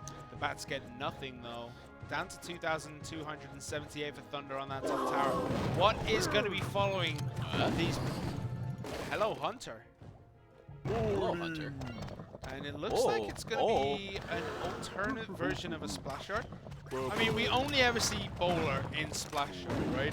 So far, maybe somebody's got a new little wrinkle in it. That would have been a great time for a Graveyard while the Prince was down there. Oh, the Barbarian. Now there is a card we do not get to see very often. No, we don't. And usually it's for and a Giant in front too. This is so much HP barreling down onto the tower. Perfect Zap taking out the bats, but there is that Hunter there. That Hunter is going to do work on the Giant. Takes it out pretty quickly, but there is still damage being done to the tower. 1,761 remain. Unfortunately, the bowler doesn't quite have the range to deal damage to that tower, and the Prince now charging down into the tower gets taken out by the Mega Minion. Fascinating stuff here from Shun. A very ground-heavy deck, a deck that just wants to bully you on the ground and not let you get through. The only other card that I can see working is a Spartan, and it has a 100% win rate. Go for it. I guarantee that last card is a fireball, and I didn't see it. I didn't see it. It was totally a fireball. I believe you. I believe you. So there's the Giant. There's the bowler again. Prince comes in, charges down into that Giant, and there is the fireball, pushing around the Prince and the Hunter, dealing quite a lot of damage, but he's not going to be able to turn this into an offense by the look of it. Yeah, not much doing. Prince going to make short work of that bowler. Prince very good against bowler. He's got to throw down the log to prevent this charge, and the bowler just in time. Beautiful log there, and then the bowler, but the miner in the back is dealing some damage as the bowler is now getting almost taken out by that Hunter. Yeah, it's almost like that rock blocks those shots from the Hunter for the bowler because of how far the distance is between them. Wouldn't that be a mechanic? Yeah, there you go, right? Bowler suddenly becomes 100% usage. Ooh, Poison here, the final card from Thunder. Great timing on it. Wipes out those Barbarians. But, ooh, another Prince. He had a good tight cycle there. Yep, the Giant gets taken out before it gets near the tower, but there is another one. That is what you call a cycle. And suddenly there is so much here for Shun. Yes, the Mega Minion. Just Giant. trying to bully him here. Though nothing doing on the Mega Minion. The Mega Minion is kind of left alone. Only one swinging from the Giant, but that tower is down to 840 for Thunder. Meanwhile, Shun gets, he's getting his tower attacked now by the Miner. Yep, the Minions on the defense with the bowler as well. Doing good work, but there is 840 remaining. 4 fireballs plus something else. That log will do it, and that's at 4 fireballs now. We'll finish this off. The Giant doesn't get one hit, but there is the first fireball. He has 2 minutes for 3 more. Yeah, he's got a lot of ways to win this now, does Shun. He could just kind of fireball cycle with the rest of his deck and play defense. He might just be able to make another push happen, but he's got to defend this. I expect to see a poison here shortly, possibly. Or not. He's just going to let that go. Yeah, the Prince goes down. We have a Giant. We have the 2 Barbarians behind it. The Hunter is really doing a good job taking down all these Giants that keep coming through. Yeah, the Mega Minion this time will not get through to the tower, so let's see how Shun wants to approach this. The Prince dropped right at the bridge. Miner follow-up with an Ice Spirit as well. Barbarian's going down right away this time. Yeah, the Miner connects with the tower. The bowler just keeps pushing him back, but the Miner keeps running in for more. There is the fireball. There's the log. The zap won't quite finish it. He needs 1 extra spell here. The Miner in the back has Shun overcommitted. There's a poison from Thunder. Was there an overcommittal here? Will he be able to finish it off? There's a lock. The Giant punches the tower, finishes it off for Shun. Shun almost overcommitted there. Oh, I thought for a second there that Thunder had it. I thought with that Miner poison that was going to be just enough damage. We saw that happen the other day where somebody shocked us with a Miner Zap poison that ended up winning the game at the very end.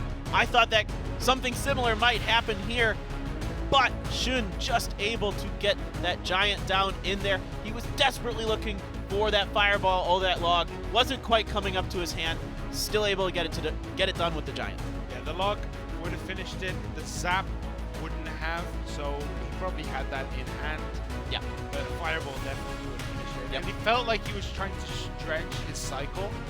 You know, he was going all in, trying to cycle for one of those spells that will finish it. Yeah. And that is a dangerous point when you're facing someone with a Miner and a poison. Yeah. That is where you are at your weakest, because if they can throw that Miner and the poison down while you're still trying to find it, they can finish that tower before. Right, if you don't have a great answer for it, that Miner poison is going to do 400, 500, 600 damage. No problem. All he had was the Mega Minion to defend, and that was just enough for Shun. He's got to go against his next opponent here. The final boss of Sandbox, it is Beaver. Beaver is one of their stronger 1v1 players, and and we're going to see him now take on Shun, who is one of the stronger players for GameWith. What are we going to see here? Great question. We've just seen a lot of really fun, interesting decks here from both teams. Yeah.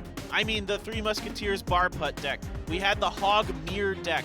We just saw this Barbarians giant bowler deck, which is pretty interesting and kind of a twist on a, you know, you sometimes see, yeah, you see giant barbs together, but that bowler in there as well is a really kind of neat little twist on that. Yeah, I mean, as I was saying, like, bowler usually shows a splash yard, right? That is pretty much the only deck we ever see it in. And maybe that's what Shun was going for, making Thunder think, I have Graveyard. Yeah. It's obvious Graveyard is going to be coming here. And then just switches it up. And we saw the defensive power of the bowler. Just keep pushing everything away. Just get out of my yard. But we are about to get into game number, I can't count, game number 4 between Sandbox and GameWith.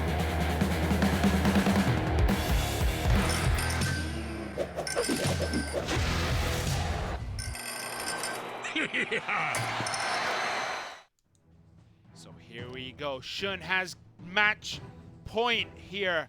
If he can beat Beaver, he will take it home for GameWith. But Beaver is no pushover. He has, and he does have the potential to turn this all around and finish it up for Sandbox. What's going to happen? Yeah, Beaver 2-1 in his King of the Hill matches already, so he's definitely capable of taking this down. Shun, of course, very, very possible as well.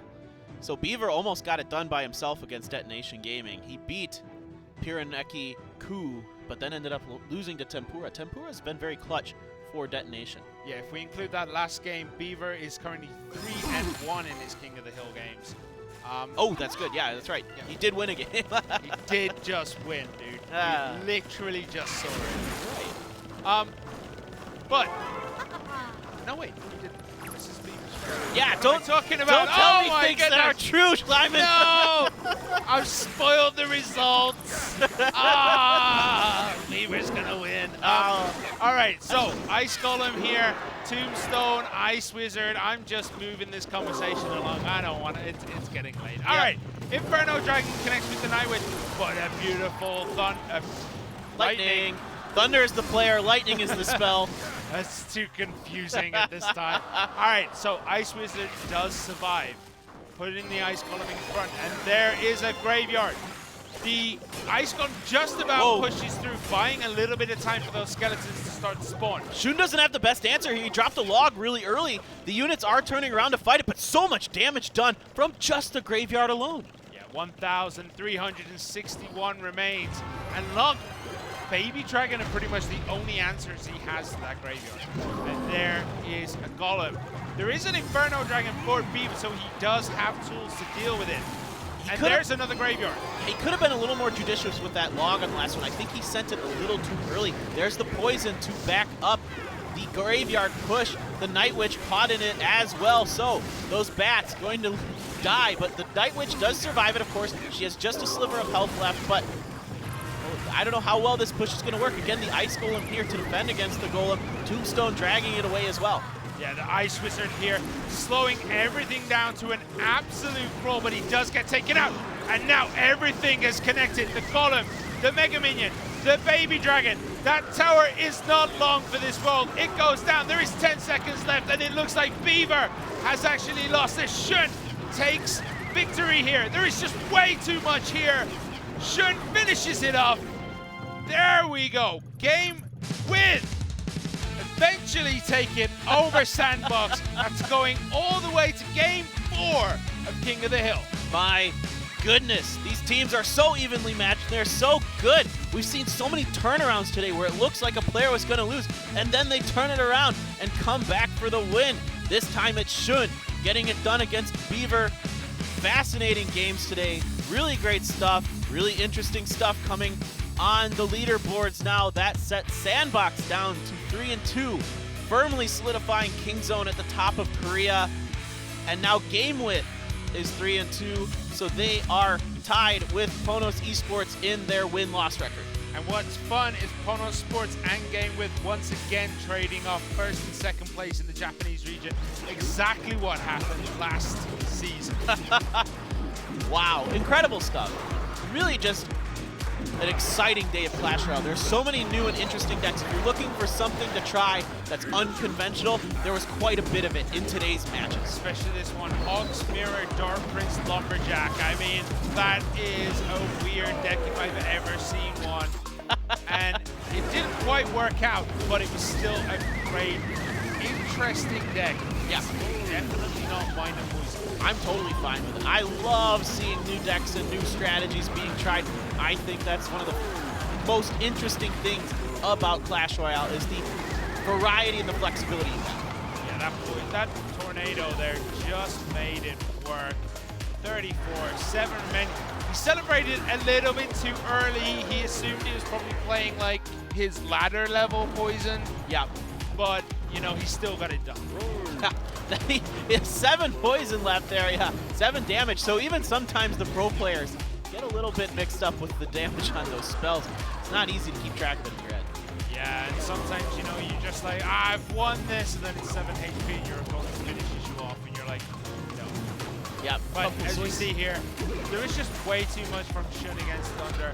That bowler just did a lot of work, and there, that poison and the miner looked like it was going to be just enough to finish it off, and it wasn't quite. Right, actually, interestingly enough, Shun had to zap there to defend against that miner. I think that saved a hit or two onto his tower and bought him just enough time. Yeah, one hit, but I mean, it was going to be close. It was going to be close. Thunder needed to use that bug defensively to push everything back to buy enough time. Right. And then we just saw Shun eventually reach critical mass, and that is how you play a bottom deck. You reach that critical mass, and everything bows before you. Even a legend like Beaver. Yep. Very nicely done by Shun. Well timed on all of that. It looked like Beaver was going to win that. I mean, he was just kind of getting it done. He was quite a bit ahead in damage on the Princess Towers, maybe more than 1,000. But it's time for our interview. 네, with Shun. 승리를 가져간 게임위드와 인터뷰를 한번 Here 나눠보도록 with the winner 하겠습니다. is GameWith. 오메데또! Congratulations. 축하드립니다. 감사합니다. 일단은 먼저 소감을 간단하게 들어보도록 하겠습니다. 本日しおり収めましたが、監視をお願いします。 And how do you feel right now? 今日のサンドボックスさんっていう相手はとても強いチームだと Well, Sandbox is 前 a 々 very から分か strong っていたので、 team, and あと we フ were ァース aware ト of シーズン that. にも自分たちゲームウィズはサンドボックスさんに負けたって And いう with, 結果になって during し Season まっ 1, we た lost の to で、 Sandbox 2. シーズン2はしっかりサンドボックスさんには So 勝ち for たいという Season 気持ちがあ 2, って今回の we 試合 wanted に to 挑み make ました。 sure that we win, and we did. 한국에서 가장 센 샌드박스에 대해서 계속 긴장을 해왔고 이전 시즌에서 저희 팀이 샌드박스에 졌기 때문에 그 부분을 생각을 하면서 오늘의 게임에 임했습니다. 자, 일단은 뭐 시즌 1과 시즌 2 어찌 보면 약간의 또 팀 내 변화가 좀 있는 것 같기도 합니다. Well, there's 일단 changes 시즌 in your 1에서는 team 1대1로 with, from Season 1 to 모습을 Season 2. 보여줬었고 또 오늘은 2대2로 나온 이유가 좀 있는지 팀 You used to show up in 1v1, but now you're showing up in 팀이요. 2v2. シーズン1では Were there any decisions ワン behind ワン that? でよく出てると思ってたんですけど、今回のシーズン2では、2台の対決よく出てるんですけど、何かチーム内でそういう変更に対してなんか理由はありますか？そうですね、自分たちゲームウィズは全員がワンオンワンに出るっていうルールをもとに Well, we have a rule within our team to make sure that everyone plays 1v1. ユイヒーロ選手、アマテラ選手が今週出るっていう形で You hear 僕たち Amaterasu is 僕と going to be the 1v1 KK 選手 players が of this season. 2対2に出るってい So う that is 形を取り why ました。 I'm playing for 2v2. 게임 위드 내에서는 모든 선수가 1대1 대결에 나오는 것을 원칙으로 삼고 있고 근본 게임 그 대결에서는 그렇기 때문에 본인은 이제 2대2 대결에서도 좋은 결과를 바꿀 수 있었다고 생각합니다. 뭐 아까 전에 보면 막 순환덱으로 막 여기저기 찌르고 장난 아니었습니다. 방금 전에 이제 팀원들이 나왔는데 전부 다 막 다 이거 하고 Teammates were on 있거든요. the screen doing 뭐 those poses. 팀원들끼리 이런 세레모니라든가 이런 것들을 연습을 혹시 Do you 하나요? practice 혹시 these 더 poses 발전된 amongst your 세레모니를 teams? 위해서 연습을 하는지 굉장히 궁금합니다. さっき敬礼もあったんですけど、勝った場合チーム員の中でそういうセレモニーに対して練習とかなんか決まったことありますか？そうですね、この、敬礼らしいもの Well, は、this pose that we do 要ソロは、アマテラス選手が、要ソロこうまあよく使っていることがあって、 is what Amaterasu チーム内 does a 挨拶にしよう lot. っていうことから、こうしま And し we た。 decided to make it into 아마테라스 a team 선수가 pose. 잘 쓰고 있는 그런 세레머니이기 때문에 저희 팀 내에 어떤 심볼로 이렇게 하려고 하고 있습니다.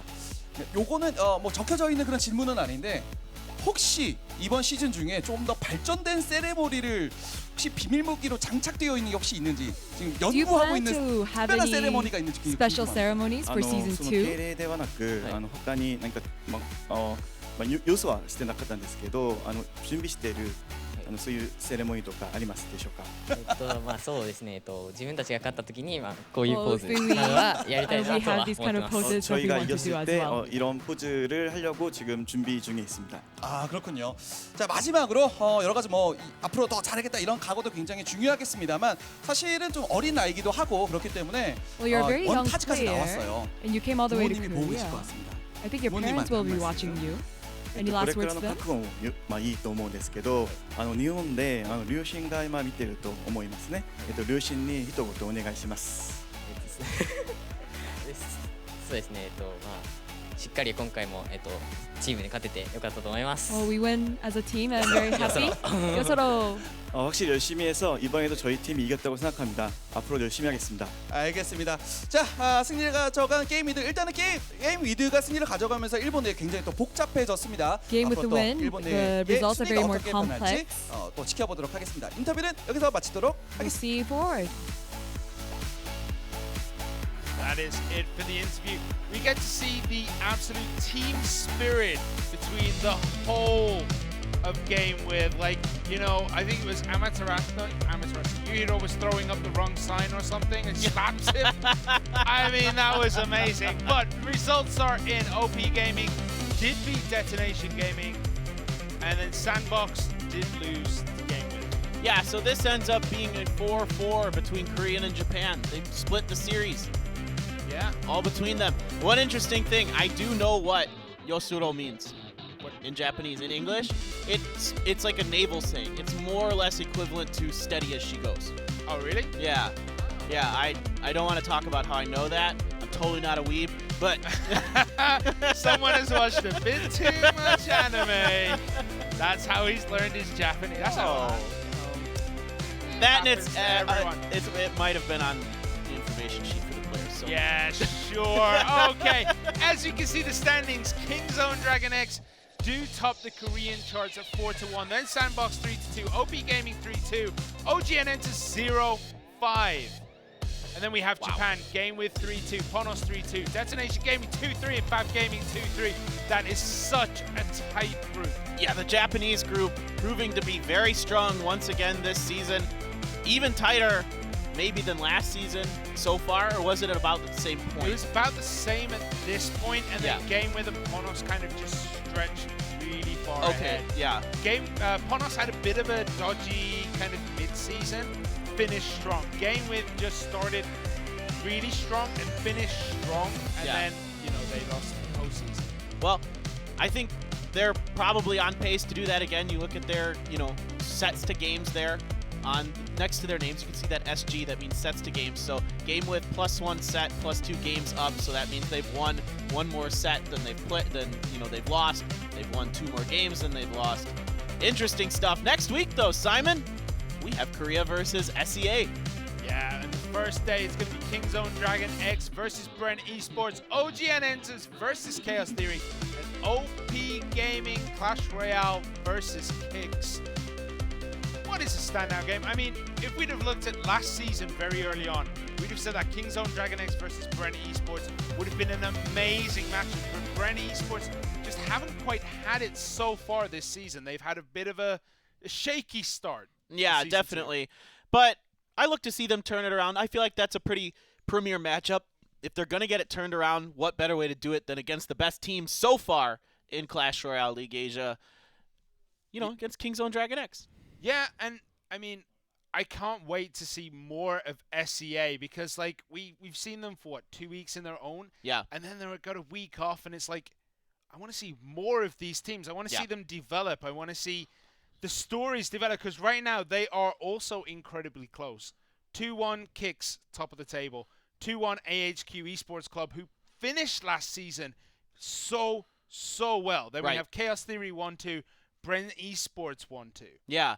I mean, I feel like they're getting better. They were definitely the weaker region last season, but they are getting better. We have a phone call. I believe that it's from SEA. They're saying, we're gonna show some games next week. We are going to get it done. They're gonna give Kingzone a run for their money. That's what I hope to see. Kingzone, though, I love what I'm seeing from them. They're becoming a more complete team overall. Yeah, and they didn't need to bring in other players either. They kept that core team together, and it's just working for them at this point. But we are done for week 3. Day 3. We're done for week 3 overall. My name is Simon. This is Paper Thin. Thank you all for watching. We'll see you next week when Korea takes on SEA.